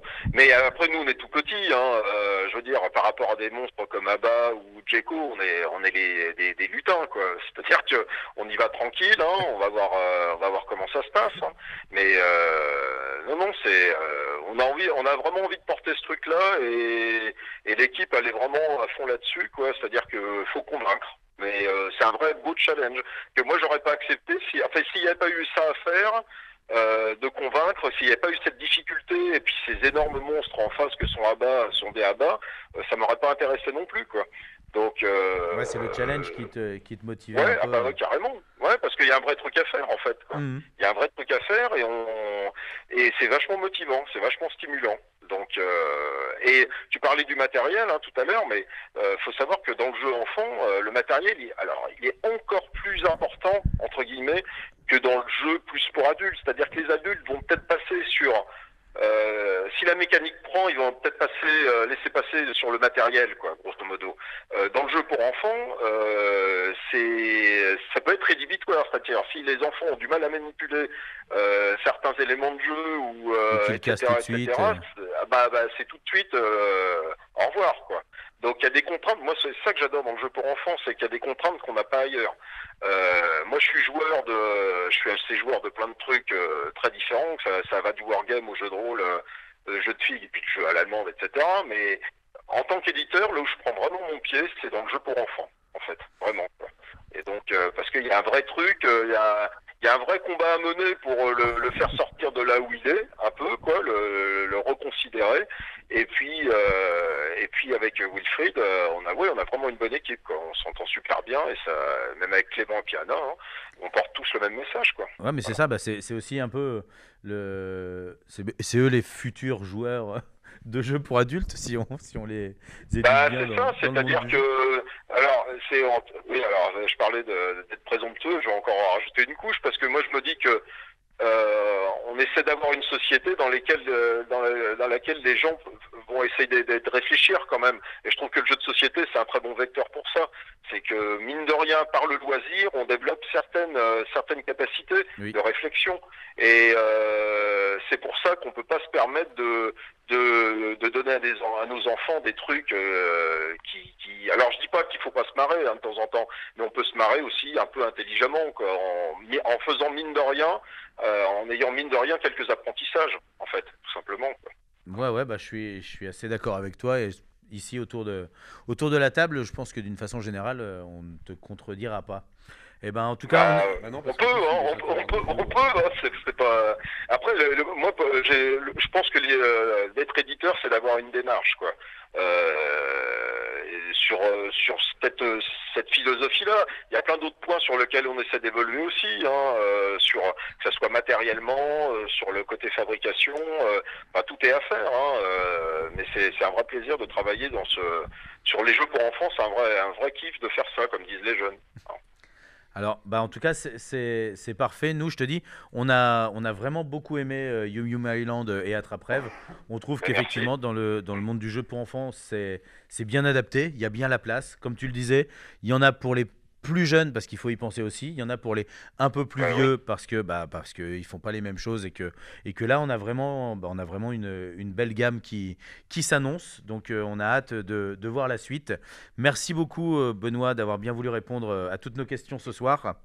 Merci à vous. On te souhaite une bonne fin de soirée, puis on te dit à très très bientôt, sûrement au détour d'un salon, et sûrement le prochain grand salon, c'est Cannes, donc sûrement à Cannes. Oui, il y a des chances, ouais. Bon, et bonne fête à tout le monde alors. Très bien, merci beaucoup. Bonne soirée à toi. Salut. Au revoir. Au revoir. Donc effectivement, comme on vient de le dire, si vous n'avez pas eu l'occasion de les tester, ces jeux de chez Spaceco, n'hésitez pas. Je ne sais pas si tu les as. Non, je ne les ai pas encore. Je les ai Ludicsarium. vus passer, mais ça va rentrer, je pense, parce qu'ils ont l'air sympas. Ouais, et vraiment, encore une fois, toi, comme il le disait, pour un jeu comme Attrape-Rêve, qui veut penser petite enfance à partir de 4 ans, avec un mode coop à partir de 3 ans, et des jeux intelligents à partir de 3 ans, qui changent du memory classique, qui changent des jeux, on voit, qui sont juste rethématisés. Ouais. Oui. Là, on a un vrai monde, on a un vrai jeu qui se prend. En fait, on a plusieurs jeux. Tu peux nous donner les mécaniques en 2 secondes? En fait, on a des doudous qui sont représentés par. Alors, c'est des cartons plus ou moins gros. Ouais. Et on a des mauvais rêves qui apparaissent, donc des espèces d'entités qui sont, qui sont pas très méchantes, mais qui représentent un mauvais rêve. Et à nous de choisir le doudou le plus adapté. C'est-à-dire, est-ce que plus on va prendre un doudou petit, plus on va marquer de points, mais est-ce qu'il va recouvrir totalement son mauvais rêve, Et donc, il y a toujours un doudou, celui qui vaut 1 point, on est sûr qu'il recouvre. Donc, quoi qu'il arrive, l'enfant sera sûr de recouvrir. Et en recouvrant, s'il a 1 étoile, il va pouvoir prendre 1 jeton, 2 étoiles, 2 jetons. Donc, plus c'est petit, plus il prend des jetons. Et le jeton, c'est des petits jetons, on va dire, d'éléments qu'il va mettre sur son plateau de jeu. Et c'est des éléments qui vont permettre de raconter une histoire. D'accord. Il y a un peigne, il y a une... moi, quand je peignais mon cheval, j'allais pour avant de me coucher. Et donc, on va inventer une histoire comme ça, petit à petit, avec l'enfant.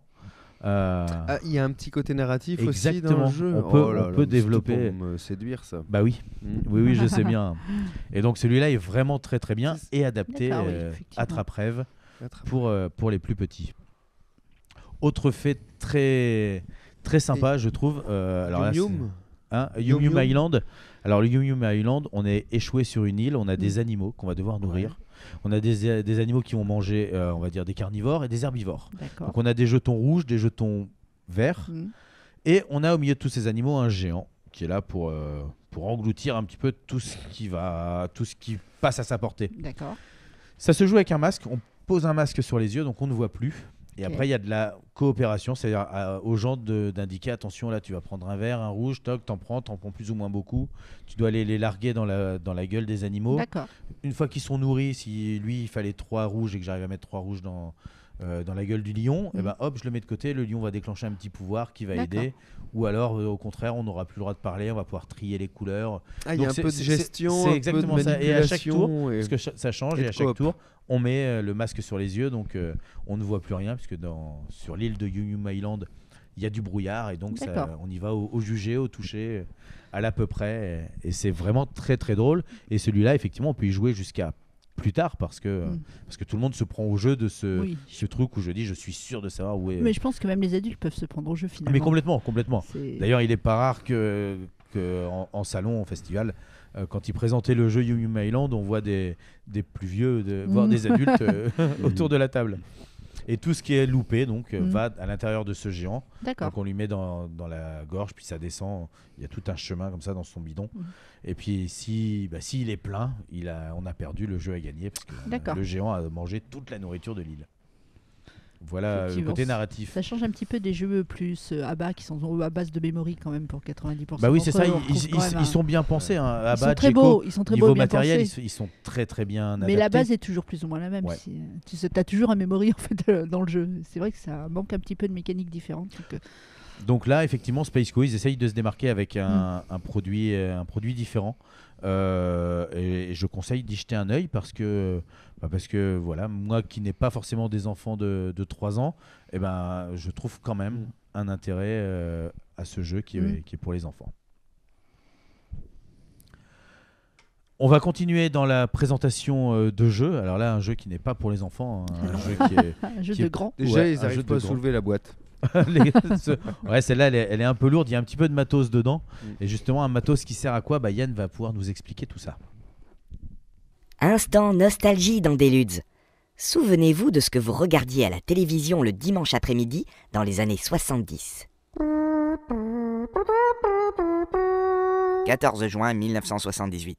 Alors que la Calypso mouillait au large de l'île de Guam, dans le Pacifique Nord-Ouest, Falco et moi avions décidé de tester le nouveau bathyscaphe que nous avions mis au point. Il devait nous permettre de descendre jusqu'au plus profond de la fosse des Mariannes, dans la zone de minuit, là où aucun homme, aucune caméra n'avait pu pénétrer jusqu'alors. La descente dura près de 2 heures, mais ce que nous découvrîmes dépassait de loin tout ce que nous avions pu imaginer. Commandant Cousteau ? Qu'y a-t-il, Falco ? Venez voir par le hublot tribord, je crois que j'ai vu quelque chose bouger. Mais oui, vous avez raison, mais je n'arrive pas à distinguer ce que c'est. Attendez, j'ai l'impression que c'est la crédibilité de Yann. Mais comment aurait-elle pu descendre si bas ? Aux dernières nouvelles, il devait présenter le jeu Deep Blue et à mon avis, il a dû essayer de prononcer le nom des auteurs. Ah mon Dieu, le pauvre, il commence mal l'année 2020. Bon, à sa décharge, c'est vrai que les auteurs sont danois. Et c'est dur à prononcer le danois. C'est vrai que c'est difficile à prononcer le danois, commandant Cousteau. Et oui, il y a des secrets qui feraient mieux de rester enfouis très très profond. Allez Yann, ne t'inquiète pas, c'est juste un mauvais moment à passer et après, Internet se chargera de garder ça pour la postérité. Alors, ce soir, je vais vous parler de Deep Blue. Alors, c'est un jeu qui se joue de 2 à 5 joueurs à partir de 8 ans pour 45 minutes. Jusque-là, c'est facile. Alors ensuite, c'est là que vous, auditeurs, vous devez vous accrocher et moi, je serre les fesses. Donc, les auteurs sont Daniel Skjold Pedersen et Asger Harding Granerud. Ah, c'est pas si mal. Pas si mal du tout. Pas mal. Alors Daniel, il a sorti des jeux comme le manoir infernal. Merci Alexis. La crise des missiles de Cuba, 1962. Voilà, des choses comme ça.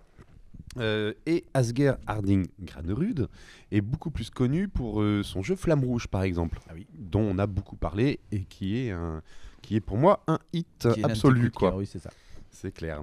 Il a été illustré par toute une ribambelle d'artistes. Donc il y a Pierrot Lalune, Miguel Coimbra, Jean-Baptiste Gib Reynaud, Nicolas Fructus, Nayad, Biboun, Régis Torres et Jérémy Fleury. Donc on peut dire que c'est du beau monde quand même. Oui, ils y sont Oui, tous quasiment. Oui, il n'y a que des noms connus, effectivement. C'est édité par Days of Wonder et c'est distribué par Asmodée. Donc pour le speech, on l'a déjà eu en partie avec l'intro de Damien. Il va falloir plonger profondément. Donc le jeu se présente avec un grand plateau bien costaud sur lequel on va poser des différentes cartes qui représenteront les lieux de plongée, des lieux d'exploration. Devant soi, on va avoir un petit plateau où on va poser nos cartes, nos petites ressources. On va avoir un coffre dans lequel on va mettre nos points de victoire. Pour les garder secrets. On a 2 bateaux qu'on va placer sur le plateau. Et puis on a un set de 4 cartes qui sont identiques pour tous les joueurs, où sur ces cartes, on va pouvoir retrouver, sur une seule carte, des fois plusieurs informations. Alors ça peut être des manières de scorer des points de victoire, c'est-à-dire que pour des gemmes d'une telle couleur, on va avoir plus de points de victoire que la référence de base. On va avoir des cartes qui vont nous permettre d'acheter de nouvelles cartes, donc il y a de la monnaie dessus. Il y en a qui vont nous permettre... building aussi alors. Il y a un principe dead building. Il y en a certaines qui vont nous permettre de se déplacer. Voilà, donc il y a tout un tas de possibilités avec une seule carte en fait. Enfin, il y a au moins 2 ou 3 possibilités avec une seule carte. À nous de savoir pourquoi on va l'utiliser durant la partie. D'accord. Donc, pour jouer, on va donc avoir 4 choix, 4 actions différentes, et on va en choisir une à son tour de jeu. Donc c'est plutôt assez simple. Pour les actions, on a l'action qui est d'acheter une nouvelle carte. Donc pour ça, il y a donc 4 cartes qui sont en démonstration sur le bord du plateau, à 1, 2, 3 et 4 $. 1, 2 et 3 $, pardon. Et si on met 4 $, on va pouvoir changer toute la ligne de cartes et en choisir une parmi les 4 nouvelles. Donc quand il n'y a vraiment rien qui nous intéresse, on peut quand même tenter de jouer cette option-là, au cas où. Et donc là, on va pouvoir améliorer comme ça son jeu, avoir des cartes qui vont nous permettre d'avoir plus d'options, plus de bonus pour pouvoir survivre à une plongée qui va mal se passer. Ça, je vais vous expliquer après. Oui, ça peut mal se passer, tout à fait. On peut avoir des incidents. Comme dans la vie.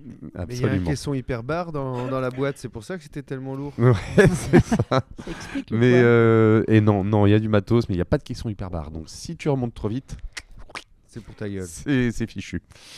Et la dernière petite option qu'on va retenir avec ces fameuses cartes d'équipement, c'est que certaines vont proposer une petite gemme de couleur dessus. En fait, ça, c'est des gemmes qu'on va rajouter dans un sac noir où il y aura tout un tas de gemmes, et ce qui va symboliser en fait l'exploration. D'accord. Donc la deuxième action possible, c'est l'exploration, par exemple. Alors pour ça, donc on va poser notre petit bateau quand on est sur une tuile, quand on va arriver sur une tuile.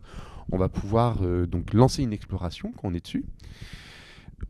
On va proposer à tous les joueurs qui sont autour à une case de distance de venir se rajouter dessus. Donc ils vont pouvoir y participer et marquer des points. Et là, déplacement gratuit. Et là, c'est un déplacement gratuit. Mais ils ne pourront pas se mettre sur les petites options, parce qu'il y a des petites options qu'on va sur les cartes d'expédition, sur les lieux d'expédition. On choisit quelle option. On choisit quelle option. Ça peut être une bonification de gemmes, de points avec les gemmes, ou ça peut être des bonus pour enlever les avaries.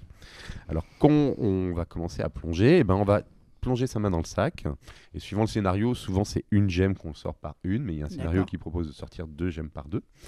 Et donc on va sortir les gemmes qu'on va poser devant soi et on va les résoudre en fait. Et donc quand on sort une gemme, chaque joueur a la possibilité de jouer une carte qui va donc venir bonifier par exemple les gemmes. Par exemple, je tire une gemme verte, j'ai la carte qui donne les points pour les gemmes vertes, je la pose. Quoi qu'il arrive durant la plongée, je suis sûr de pouvoir bénéficier des points de ma gemme verte. D'accord. Parce que j'ai posé ma carte. Donc même si ça se passe pas et que la plongée est avortée, j'ai au moins ces points-là. J'ai au moins ces points-là. Donc ça veut dire que voilà, on va choisir, parce que c'est peut-être une carte qui va nous permettre de se déplacer ou de racheter d'autres cartes aussi. Et là, on va peut-être l'utiliser pour ces points. D'accord. Ensuite, on va tirer comme ça des gemmes au fur et à mesure qui vont venir s'entasser sur un petit plateau à part où on va pouvoir comptabiliser. Et on peut tirer des gemmes noires ou des gemmes bleues qui vont représenter les avaries. Les avaries, alors les gemmes bleues, on va dire que c'est une avarie d'oxygène. Les gemmes noires, c'est une avarie du relief, une avarie technique un peu plus générale. Et donc on tire une première gemme de ces couleurs-là, tout se passe bien. J'ai une gemme bleue, j'ai une gemme noire, tout va bien. Par contre, si je tire une deuxième gemme de cette même couleur, il n'y a que ceux qui auront une carte bonus ou un bonus qui permettra d'éliminer cette avarie-là, qui pourra le contrer et qui pourra marquer les points. Sinon, pour tous ceux qui ne peuvent pas le contrer, la plongée s'arrête. D'accord. Et si c'est le maître d'expédition qui lui fait la plongée et qui ne peut pas le contrer, la plongée s'arrête aussi. D'accord. Ah oui, tout le monde est mort en même temps. Ouais, oui. Ça. Par contre, ceux qui ont une carte bonus, eux vont pouvoir sauvegarder quand même en mettant cette carte bonus. Protéger ce qu'ils avaient déjà protéger tout ce qui a été acquis. Donc la plongée s'arrêtera. En fait, ils sont un peu tributaires. Ils ont le droit de venir participer à l'expédition, à la plongée. Mais ils sont tributaires du chef d'expédition qui lui décide d'y aller tant qu'il a des cartes ou quand il dit moi je peux, ça se passe bien, allez, au risque que je vous élimine au fur et à mesure. C'est ça. C'est là qu'on retrouve une notion de stop ou encore en fait dans ce jeu. C'est un petit peu un des cœurs de cette mécanique de ce jeu qui se veut d'être une prise de risque. On y va, on n'y va pas et puis exactement. Voilà. Donc voilà en gros comment se déroule une plongée. Une fois qu'on a terminé cette plongée, alors si elle est terminée dans la douleur, il n'y a que ceux qui ont posé des cartes qui vont marquer des points. Si on arrive à remonter tous à la surface et que ça se passe bien, on va comptabiliser toutes ces petites gemmes là, on va additionner les petits bonus, les différents bonus que l'on pourra avoir. Et on va donc prendre des petits jetons au trésor que l'on va mettre dans notre coffre au trésor et que l'on va pouvoir fermer comme ça et les garder secrètement. D'accord. Voilà pour cette deuxième action qui est donc l'action principale, parce que les deux autres... Le cœur du jeu de la plongée. Voilà. Les deux autres, ça va aller très vite. En fait, il s'agit de se déplacer. Donc pour ça, on va jouer une carte. Alors on peut jouer, quand on joue à son tour, on peut jouer autant de cartes que l'on veut. Si on veut se déplacer de 4 cases et que j'utilise 4 cartes pour me déplacer, je peux poser mes 4 cartes. Et donc je me déplace et je vais où je veux. Enfin, que je refasse ma main à un moment donné, quoi. Oui, c'est ça. Parce que l'autre action, la dernière action, la quatrième action, donc qui est de refaire sa main. Et donc pour ça, on va donc prendre les cartes qui sont dans notre défausse, les mélanger un petit coup, on en repioche 3 et on les remet dans notre main. Et en main, on n'a aucune limite de cartes, on peut en avoir autant qu'on veut. Donc on peut piocher, repiocher, repiocher. Mais dans ces cas-là, on va perdre quand même beaucoup d'actions utiles. Sachant que plus on va poser de cartes devant soi, par exemple j'en pose 4 pour me déplacer, et ces 4 cartes-là, si la personne d'après, comme j'aurais pas fait l'action de reprendre les cartes, fait une plongée, ça sera 4 cartes en moins que j'aurai dans ma main qui pourront m'aider pour cette plongée-là. Donc, à scorer, tout à fait. Et si je les dépense pendant la plongée, mes cartes, soit je perds mon tour à les récupérer, soit je me dis, finalement, il m'en reste un petit peu, je vais pouvoir me déplacer un tout petit peu. Donc, c'est vraiment aussi de la gestion de... Oui, une sorte de gestion, on optimise ses actions, on optimise ses cartes. Et donc voilà pour les 4 actions. Donc je répète, on peut acheter une nouvelle carte d'équipage, on peut explorer les fonds marins, on peut se reposer et refaire sa main, ou l'on peut se déplacer. Voilà. Donc c'est quand même plutôt assez simple. Oui, les sensations de jeu que ça nous procure, comment tu les qualifierais? C'est une bonne question. Au niveau des relations qu'il y a entre les... On a très hâte en fait, on attend... on s'en fiche un petit peu quand c'est les autres, on attend beaucoup son tour. Non, on attend son tour. On essaye d'optimiser sur des déplacements pour être tout seul dans son coin, pour plonger tout seul. Donc on se dit que si j'arrive à me mettre un bateau tout seul et que personne n'est trop près, tout est pour moi. Donc c'est de l'avance sur le score. Ou alors tu peux la jouer plutôt je m'accroche toujours dans le sillage des autres pour bénéficier de leur expédition, de ne pas être le maître de l'expédition et donc optimiser en faisant un petit peu le parasite sur les autres joueurs. Donc là, il y a ce plaisir-là. Et puis il y a surtout le plaisir, il est de piocher dans le sac. On se dit toujours, l'autre là, il a sorti, il a annulé sa plongée. En 2 gemmes, il a tout coulé. Moi, je suis sûr que je peux faire mieux. J'ai hâte d'avoir le sac pour pouvoir plonger ma petite mimine dedans et sortir les gemmes. Donc voilà, le plaisir du stop ou encore, on le retrouve pour les joueurs. Et au cours de la plongée, on peut tomber sur des cases qui représentent en fait une partie de cité engloutie. D'accord. Ça, c'est la fin de mon truc, oui. Tout à fait. Effectivement, le jeu se termine comme ça. Les conditions de fin, c'est de découvrir 4 tuiles spéciales qui représentent une cité engloutie. D'accord. Donc ces tuiles-là ne rapportent pas plus de choses particulières. Il y a un nombre de points qui est marqué dessus. On va ramasser les tuiles, on va ramasser les petites gemmes qu'on aura fait au cours de la plongée. Mais cette tuile-là va se mettre sur un petit cadran sur le bord du plateau. D'accord. Et quand on a complété les 4 cadrans, ça représente la cité engloutie qu'on a découvert. D'accord. Et ça marque la fin de la partie. Okay. Et là, on compte donc le contenu de nos coffres. D'accord. Tout à fait. C'était bien ça que tu voulais dire, C'était Alex? ça, exactement. Ouais. Exactement. Désolé d'avoir spoilé la fin de ta chronique. Donc voilà. Deep Blue. Deep Blue, un bon jeu où on prend plaisir en famille. Parce que je pense que voilà, c'est un jeu Days of Wonder. Le matériel y suit. Il est facile à jouer. Et les enfants, je pense, enfin en tout cas les miens, prennent un grand plaisir à nous suivre dans les expéditions. Donc il est complètement adapté au mode famille. C'est pas du gros game. Il y a un petit côté tactique stratégique, mais on n'est pas là pour se creuser quand même trop la tête. On est dans un bon jeu d'ambiance familiale. Ouais. Exactement. On n'est pas dans du jeu expert, mais en même temps, Days of Wonder, c'est plutôt la cible. Exactement, ils ont pas mal de leurs jeux qui servent de, on va dire, de tremplin pour faire rentrer les gens dans le peu jeu ou non joueurs dans le monde du jeu de société moderne. Tout à fait. Et celui-ci peut en faire partie, c'est-à-dire qu'il remplit son office. Il est là pour, il est joli, il est beau au niveau matériel. Les illustrations sont superbes, ils s'y sont mis quand même à beaucoup pour y arriver, donc heureusement finalement. mais je dirais que non, c'est drôlement réussi. Il y a vraiment du beau matos. Ça veut rien dire. Ça veut rien dire. Ça peut être que ils y arrivaient pas, et finalement ils ont pris le moins pire des 4. Mais comme les autres ont participé, bon. On a mis leur nom sur la boîte.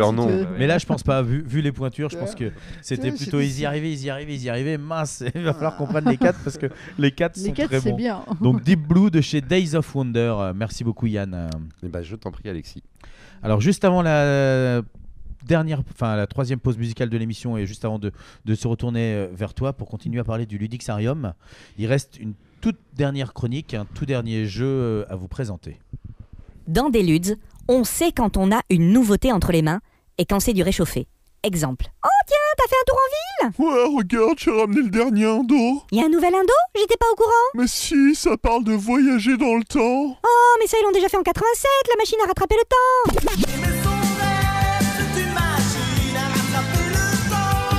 Oui, mais là t'as un mort et si tu changes pas sa journée, le mec le soir il va quand même finir par mourir. Oh l'autre, ce soir le ciel 1996, écoute.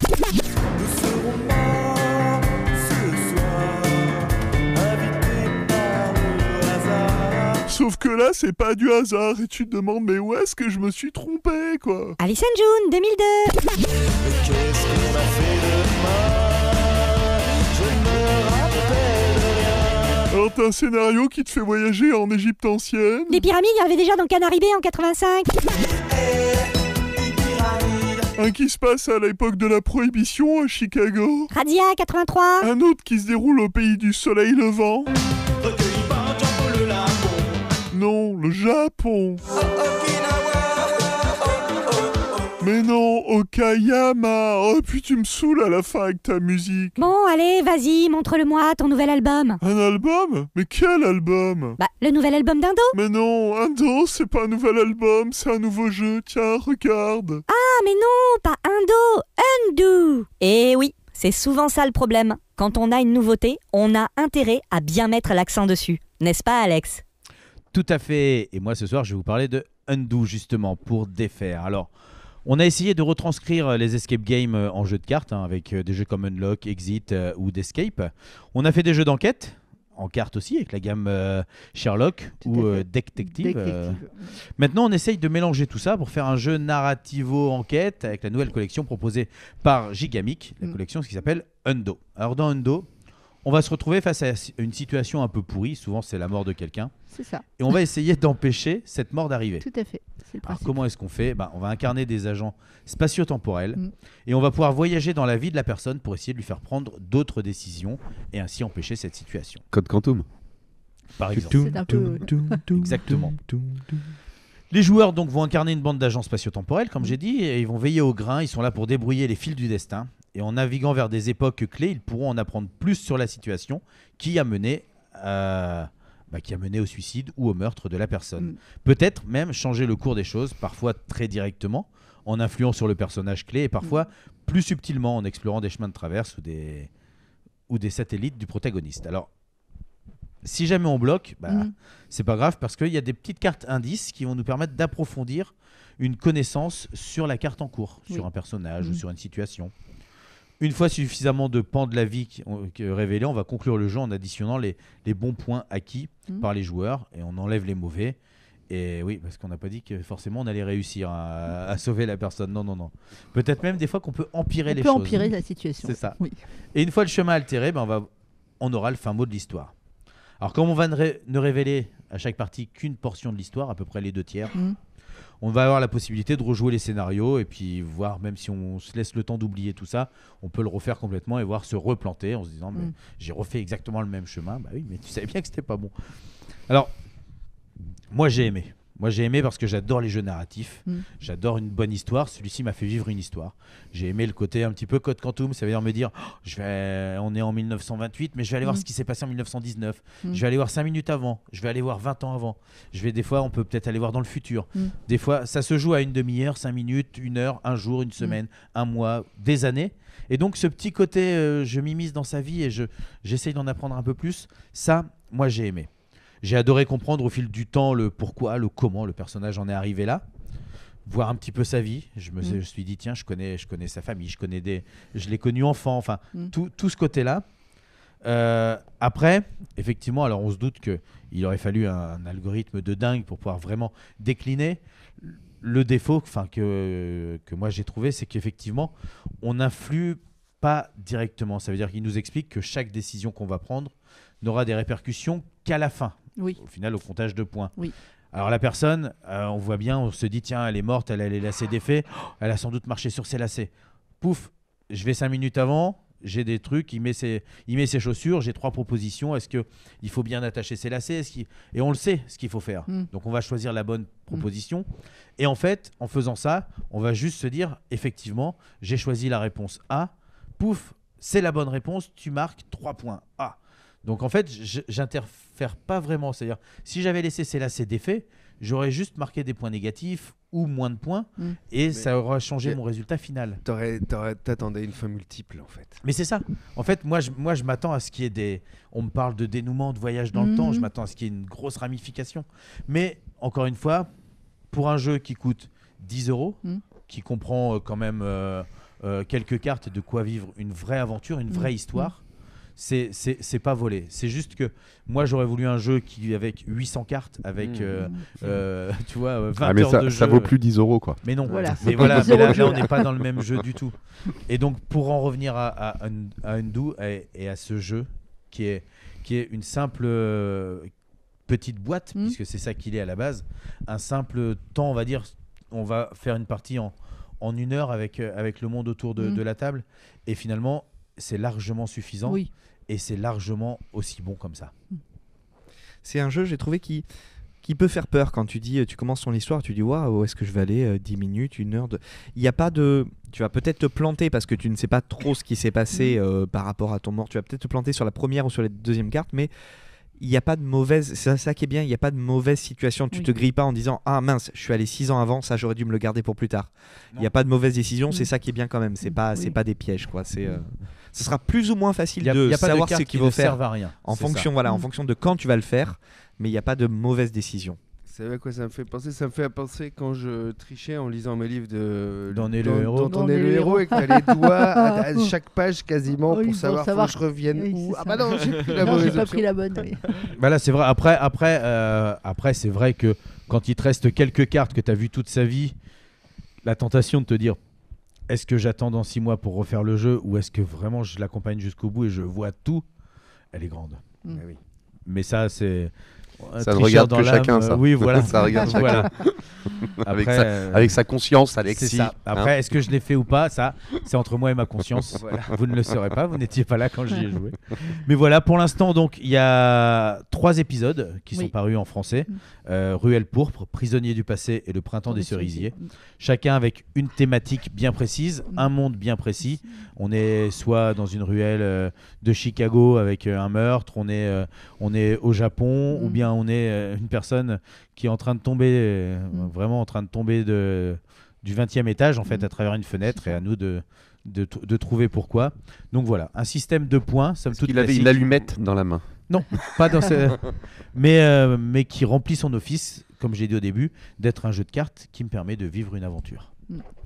Merci Alex. Merci Alex. Merci Alex. Donc Hundo chez Gigamic. Et maintenant, comme je l'avais dit tout à l'heure, c'est par contre l'heure de la 3e pause musicale de l'émission. Absolument. Et donc pour la 3e pause musicale, on va faire honneur à ma chronique, car on va écouter Arcade Fire qui vont nous chanter Deep Blue.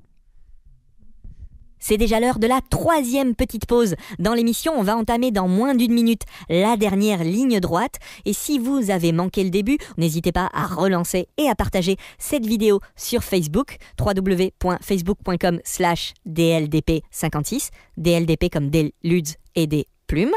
Ça, c'est pour notre adresse. Mais si vous voulez tout simplement l'écouter en version finale, sans les bafouilles, sans les ratures, et avec les chansons à la place de ma voix, ce sera sur les différentes diffusions radio qui arrivent dans les jours à venir. Le programme, eh bien, il est sur la page agenda de notre site internet www.deludes.com. Et si vous êtes du genre à vouloir consommer les émissions où vous le voulez, quand vous le voulez, eh bien, dans quelques jours, cette émission sera en podcast sur les plateformes SoundCloud, iTunes et Spotify. Il suffit de chercher DLDP comme des Luds et des plumes. Mais pour ça, il faut d'abord terminer l'émission et elle repart dans 5, 4, 3, 2, 1. Et on vient d'écouter Arcade Fire qui nous ont chanté Deep Blue. Après la musique, dernière ligne droite de l'émission dans des Luds et des plumes.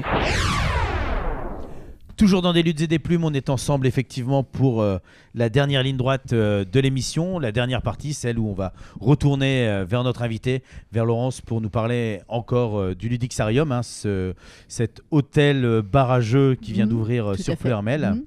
Donc on a évoqué le côté hôtel, on a évoqué le côté Moi j'ai une question. Oui. Dans le pays des Gaulois, est-ce que c'est pas un peu dangereux d'appeler son établissement avec un nom romain ? Oh, je pense pas. Je pense pas. Après, c'est mes souvenirs de latin, je pense, qui m'ont emmené jusque-là. C'est bon, il y a de l'eau qui est passée sous les ponts hein, depuis ce temps-là. Sous l'atrium. Hein Oui, ça. C'est vrai. On en a plus envers nos amis anglais qu'envers les Romains. The Play Coffee. Ah mon dieu. Non, donc le Ludixarium, on a évoqué tout à l'heure effectivement la partie hôtel, la partie bar à jeux. On a vu comment les deux pouvaient s'imbriquer l'un avec l'autre ou même poser des questionnements. Ça, c'est par rapport aux clients. Mais par rapport à vous en tant que patron, comme tu le disais, vous arrivez, donc il y avait une maison d'hôte, donc il y avait déjà un petit peu de passif, mais comment est-ce qu'on fait pour... Parce que j'imagine que c'est 3 gestions différentes, en fait. L'hôtel, la partie bar et la partie ludothèque. Oui. Donc, comment on arrive à se répartir le temps pour gérer tout ça ? Alors, le temps, on le divise. L'hôtel, c'est 7-7, 24-24 quasiment, puisqu'on peut avoir des gens qui nous appellent dans la nuit. Donc, c'est un temps plein. C'est un temps plein. Alors, bon, la nuit, on dort quand même. Hein. On en a besoin un petit peu. Mais voilà, après, si quelqu'un nous appelle, on répond, puisqu'on transfère le téléphone sur nos portables malgré tout. Après, en fait, la difficulté a été d'intégrer le café-jeu et de le faire correspondre avec l'hôtel. Moi, j'ai choisi d'être raisonnable. Il est ouvert le mercredi de 14h à 18h, le vendredi de 20h à minuit et le samedi 14h minuit en continu. Au départ, je voulais vraiment faire plus, mais c'était trop ambitieux en fait. Avec l'hôtel, c'était pas gérable. Par la suite, sûrement peut-être une Alors, fois que pour le moment, on est installé. deux. C'est ça. L'idée, c'est que par la suite, si ça fonctionne, on espère pouvoir embaucher du monde. C'est aussi un peu l'idée. Genre des animateurs jeux. Voilà, des animateurs jeux, surtout pour le café-jeu. L'hôtel, je pense qu'il n'y aura pas de souci, on pourra le gérer. Mais au moins pour la partie jeu, ça serait top. Mais bon, on sait animateur et serveur, du coup, il faudrait un peu ces deux compétences. Qui pourrait se faire du service. Après, j'ai pas besoin d'un serveur super au top parce que je fais le service moi-même. Donc voilà. Mais quelqu'un qui serait capable d'expliquer les jeux, de servir, d'accueillir du client, tout simplement. Voilà. Mais on espère, oui, effectivement, que ça va prendre et qu'on pourra après avoir des gens avec nous. S'étoffer un peu. Voilà, c'est l'idée. Après, c'est vrai qu'il y a deux, il ne faut pas être trop ambitieux sur les horaires. Moi, je voulais ouvrir plus large et je m'aperçois déjà qu'en fin de semaine, je suis fatiguée. De toute façon, on va pas se mentir. Quand on est jusqu'à minuit, que le lendemain, il y a des gens qui vous disent « Je prends le petit déjeuner à 6h30. » Ah, super. Sauf que moi, je me couche, il est 1h. Donc, je me lève 5h30 après, en forme et de bonne humeur, quoi. Donc, c'est vrai que voilà. Il faut toujours avoir le sourire. On peut avoir des clients de l'hôtel qui ont des exigences aussi, et des soucis. Il faut être capable d'y répondre, pas être trop fatigué, être capable aussi d'être présent réellement, c'est important. Et puis comment on fait de l'accueil, faut tout le temps être aimable, même quand on est naze et qu'on n'en peut plus. Donc, alors au niveau temps, on a compris, tu disais il faut se répartir bien les tâches et important. faire attention à des horaires adaptés pour tout. Et après, au niveau de trésorerie, alors sans rentrer dans les chiffres, parce que c'est pas ça qui nous intéresse, mais on imagine que chaque chose doit être aussi budgétisée, pensée, réfléchie. Comment est-ce qu'on arrive à se dire, alors par exemple ton mari qui est un peu moins jeu, à se dire mais on a besoin d'un nouveau papier peint, on va pas acheter des jeux, et comment toi tu arrives à dire mais on a besoin de jeux aussi, il faut en acheter des nouveaux, parce qu'on se dit que quand il y a 3 établissements, du coup après c'est des compromis si tu veux. Aujourd'hui quand on a démarré, on n'avait pas budgétisé en termes de jeux combien on allait mettre sur la table. L'hôtel on savait, le café jeu c'était une création, donc c'était un petit peu plus difficile de se dire combien on allait mettre ou pas. Donc en fait on est parti sur un nombre de jeux, sur des références. Moi je suis partie sur aussi les éditeurs avec lesquels j'avais envie de travailler. Et puis avec des noms de jeux, avec les ambiances que je voulais donner. En fait j'ai démarré en disant voilà je veux des ludothèques avec tel thème, je veux tel acheter là, je veux tel type de jeu. Et mon mari m'a dit d'accord on y va. Puis au bout d'un moment, comme c'est surtout lui qui fait les comptes, parce que moi les comptes c'est pas trop mon truc, j'aime pas la compta. Et c'est lui qui m'a dit je te donne un budget, t'as un budget de temps. Il m'a dit tu te débrouilles avec ça, ça rentre dedans pour démarrer. Voilà. Et c'est comme ça que ça s'est géré. Et puis après, c'est l'hôtel, effectivement, puis les bénéfices de l'hôtel qui vont permettre, au fur et à mesure, de faire grossir le café-jeu, puis faire grossir aussi les rénovations. Parce qu'il y a quand même 15 chambres à rénover, plus tout le reste de l'hôtel. Comment dire. Et là, il y a une grosse trésorerie. Choisir tes jeux, etc., ça a dû être le kiff, j'imagine, quand même.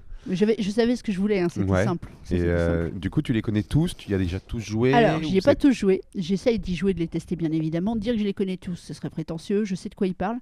Après, là, j'apprends les règles de jeu. Maintenant, c'est vrai que je manque aussi de temps pour en apprendre beaucoup.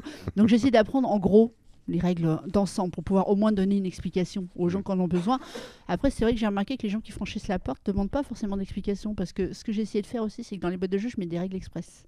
Soit celles qui existent, qu'on trouve sur Ludovox, soit quand il n'y en a pas, c'est moi qui les fais. Je peux lire les règles de jeu et je vais moi aller chercher l'essentiel et je vais les insérer dedans et je le mets sur la boîte. Il y a une règle express pour prendre le jeu en main facilement. Ce qui fait que les gens aussi sont plus autonomes. Parce que quand je suis au café-jeu, jusqu'à minuit, je suis aussi à la réception de l'hôtel. Donc je peux aussi avoir des clients d'hôtel qui arrivent et qui ont besoin de quelque chose. Et je peux être amenée à monter en chambre. Enfin, je dirais un souci au niveau de l'hôtel. Donc, sachant que je suis toute seule, des fois, c'est un petit peu compliqué. Donc il faut aussi que les gens puissent être un petit peu autonomes et qu'ils ne dépendent pas spécialement que de moi tout le temps. Je suis là, s'il y a besoin de départager un point de règle, s'il y a quelque chose qu'ils n'ont pas compris. Mais voilà, c'est vrai que je ne peux pas tout le temps garantir que je sois là. Si quelqu'un a besoin, je dois être disponible. Est-ce qu'à l'heure actuelle, donc, il n'y a plus de partie restaurant? Oui. Est-ce que c'est un projet que tu aimerais dans le futur, que vous aimeriez remettre en place? Peut-être thématiser aussi Non, le restaurant, non. La restauration, c'est quelque chose de particulier. La restauration, c'est un métier à part. Et là, il faut trouver un chef. Et si je prends un chef, je lui dis c'est bien, je vais prendre un chef, mais on va faire du snacking. Je pense que le chef va me regarder en disant qu'est-ce qu'elle me fait, quoi. Et il aura raison. Parce que l'idée, ce serait, pour le moment, on peut boire, on peut pas manger, mais l'idée, ce serait de trouver une proposition alimentaire qui serait snacking, mais qui permettrait de jouer sans mettre d'assiette sur la table, sans ranger le plateau de jeu, sans tâcher, sans graisser. Alors là, c'est un sacré défi. Des gourdes de compote. non mais c'est ça. Non mais c'est le problème, c'est que je voulais proposer aussi, je voulais proposer quelque chose de local en plus. J'aurais voulu trouver quelque chose en plus d'un peu local, donc là ça devient compliqué.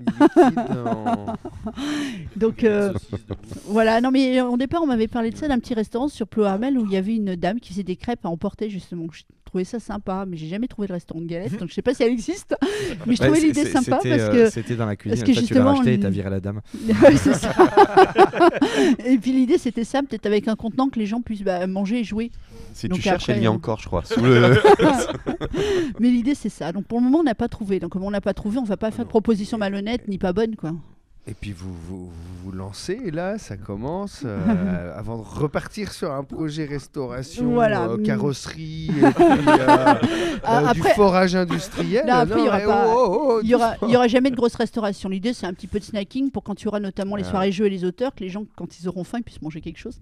Parce que s'il faut qu'ils sortent aller manger, qu'ils reviennent, c'est pas très pratique. Bah non, si en plus ils trouvent pas non plus la crêperie. Voilà. Mais bon, pour le moment, on a eu des propositions de choses, mais c'est toujours des trucs surgelés, des trucs pas terribles que moi j'ai pas envie de manger. Si moi j'ai pas envie de manger, j'ai pas envie de les servir, c'est le principe. Clair. Donc je sais pas, je suis à la recherche, il y a des gens qui font des petits produits locaux, au contraire, ce sera avec plaisir, mais on cherche. En boisson, il n'y a pas de souci, on trouve. Peut-être plus tapas, c'est ce que mon mari avait évoqué ça, éventuellement. Après bon, c'est peut-être ce qu'on va finir par proposer. Donc on y réfléchit, on a demandé aussi aux gens de participer, ceux qui viennent au café-jeu, de pas hésiter à nous dire ce qu'eux ils aimeraient, des idées. Ouais. Qu'est-ce que vous imaginez manger quand vous êtes au-dessus de votre plateau de jeu? L'idée c'est de jouer et de pas ranger le plateau. Parce que quand j'ai été dans certains cafés-jeux, des fois on joue, mais quand on met l'assiette, en fait, le verre, la tasse, on est vite coincé et le plateau est vite obligé d'être rangé. Quand mes enfants étaient tout petits, il y avait des bavoirs comme ça. Oui, avec des... le récupérateur. Ouais, si on met tout dedans, on peut manger comme ça tout en jouant. Ouais, mais il y en a qui vont tricher, qui vont mettre des meeples, qui vont surnager. La carte. Tiens, il est là. Moi, je refuse. Alors, s'il y en a un qui veut faire ça comme financement participatif, vous êtes sûr d'avoir Alexis qui va. Devant la télé, t'es comme ça. C'est une bonne idée, on va peut-être y songer. Alors moi j'ai une petite question. La salle, la ludothèque, elle reste ouverte pour les clients de l'hôtel. Oui. Ils peuvent descendre en plein milieu de la nuit s'ils sont autonomes, s'ils connaissent les règles du jeu. Et... Après, alors à une certaine heure, je la ferme quand même. D'accord. Parce qu'il y a la cuisine derrière et qu'il n'y a pas d'insomniaque. Non. Après, si les gens me disent j'aimerais bien jouer ce soir et puis que ce soir-là ils ont envie de jouer et que c'est pas prévu, le café-jeu est fermé, mais que le client me dit j'ai envie de jouer et qu'à minuit ils sont encore là, je resterai jusqu'à minuit, il n'y a pas de souci. Mais à un moment donné, je vais leur dire que s'ils veulent déjeuner le lendemain, il faut que je me couche quand même. Sinon, je garantis pas le petit déjeuner. Et si les clients veulent jouer entre dans la amis, en se disant mais tiens, nous on n'a pas fini, on voudrait faire une partie un peu plus longue de quelque chose, est-ce qu'ils peuvent emprunter des jeux dans la chambre? Alors ils pourront l'emprunter à ce moment-là, oui. La seule chose que je leur demanderais, c'est de faire attention à ce que le matériel revienne complet pour que les autres puissent en profiter. Bien sûr. Ça, c'est vraiment la seule chose. Mais après, s'ils me disent on peut monter la boîte, on peut continuer, il n'y a pas de souci. Alors, généralement, les gens font assez. Oui, attention. alors on a déjà eu un jeu qui a disparu quand même. Ah. Mais qui a disparu avant même que le café-jeu ouvre. C'est ça qui est étonnant, c'est qu'ils étaient déjà mis à disposition en fait avant. Donc je pense que c'est un client de l'hôtel qui a dû le trouver sympa et qui est parti avec. Mais ça arrive. Mais je vois, avec les peignoirs, les chaussons. Non mais il faut pas se leurrer, ça arrivera de toute façon, on s'y attend. Oui. Donc, Non mais ça arrive de plus en plus dans le monde médical. Dans chaque jeu, il y a une puce RFID qui permet de les localiser partout sur l'hexagone. Méfiez-vous. Mais effectivement, c'est une chose auquel il faut faire attention parce que j'ai des amis qui sont hôteliers aussi et leur premier problème, c'est les vols dans leur. Alors ça peut être des fourchettes, des trucs les verres, complètement les débiles. Verres le matin, les gens me disent j'ai pas de verre sur ma table. Non, la table, je l'ai fait 3 fois, il y a des verres. Et en fait, les gens piquent des verres. Je ne sais pas ce qu'ils en font parce que c'est pas du cristal, ça n'a pas de valeur particulière. Bon, allez, moi je pique les savonnettes des fois de temps en temps. J'ai tendance à appliquer la règle Homer Simpson qui dit c'est pas fixé au sol, on peut partir avec. Fixez vos lits. Voilà, on va fixer les jeux aussi. Et justement, il pique le lit parce qu'il est pas fixé. On va fixer les jeux, tu sais. Ouais, je pense qu'il faut mieux fixer les jeux. Sur la disparition de matériel, effectivement, moi j'ai discuté avec dans le milieu hospitalier, par exemple, quelqu'un qui disait on achète pour les enfants, pour les familles. Et on achète de moins en moins parce que des jeux comme Double qui sont les gens en fait partent avec, on les trouve plus, ils sont là, ils jouent, ça tient dans, tu sais pas quoi en faire, tu mets dans un sac, dans une poche, dans un. Mais sur les salons aussi. Pas forcément en se disant je vais le piquer, mais des fois c'est par ça finit. Mais sur les salons, c'était carrément des morceaux de jeux qui partaient, les gens récupéraient le meeple qu'ils avaient perdu, la tuile. Donc quand on range les jeux le soir, on se dit il manque des pièces. Tiens, le salon du SAV. C'est ça, c'est un peu ça. Donc c'est vrai que c'est des choses qu'on trouve. Et de la pièce détachée. Ouais, c'est ça. Donc bon, on s'y attend, ça fait partie du jeu aussi.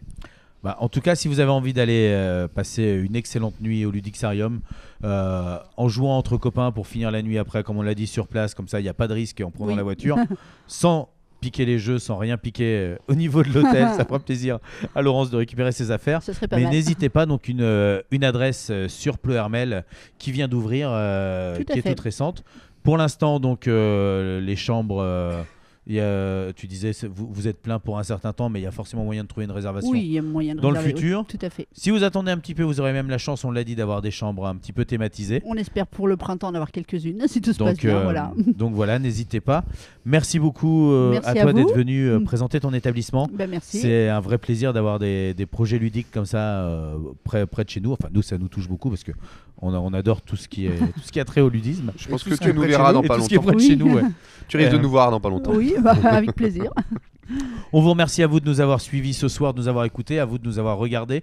On vous donne rendez-vous dans 15 jours à la radio avec de nouveaux invités, de nouvelles choses. Effectivement, comme on enregistre un peu en avance, qu'on est là au mois de décembre pour des émissions de janvier, je ne sais plus où on Moi, je vais le dire. On peut vous dire bonne année. Mais c'est ça. Mais on vous souhaite de joyeuses fêtes à vous en vidéo. On vous fait des gros bisous. Merci à vous. On vous aime. On va se quitter en musique. On va se quitter avec nos futurs invités, qui est Dalva, et qui vont nous chanter Raining. L'émission d'aujourd'hui se termine, mais n'hésitez pas à la podcaster sur les plateformes SoundCloud, iTunes et Spotify. Toutes les infos et l'agenda de l'émission sur notre site internet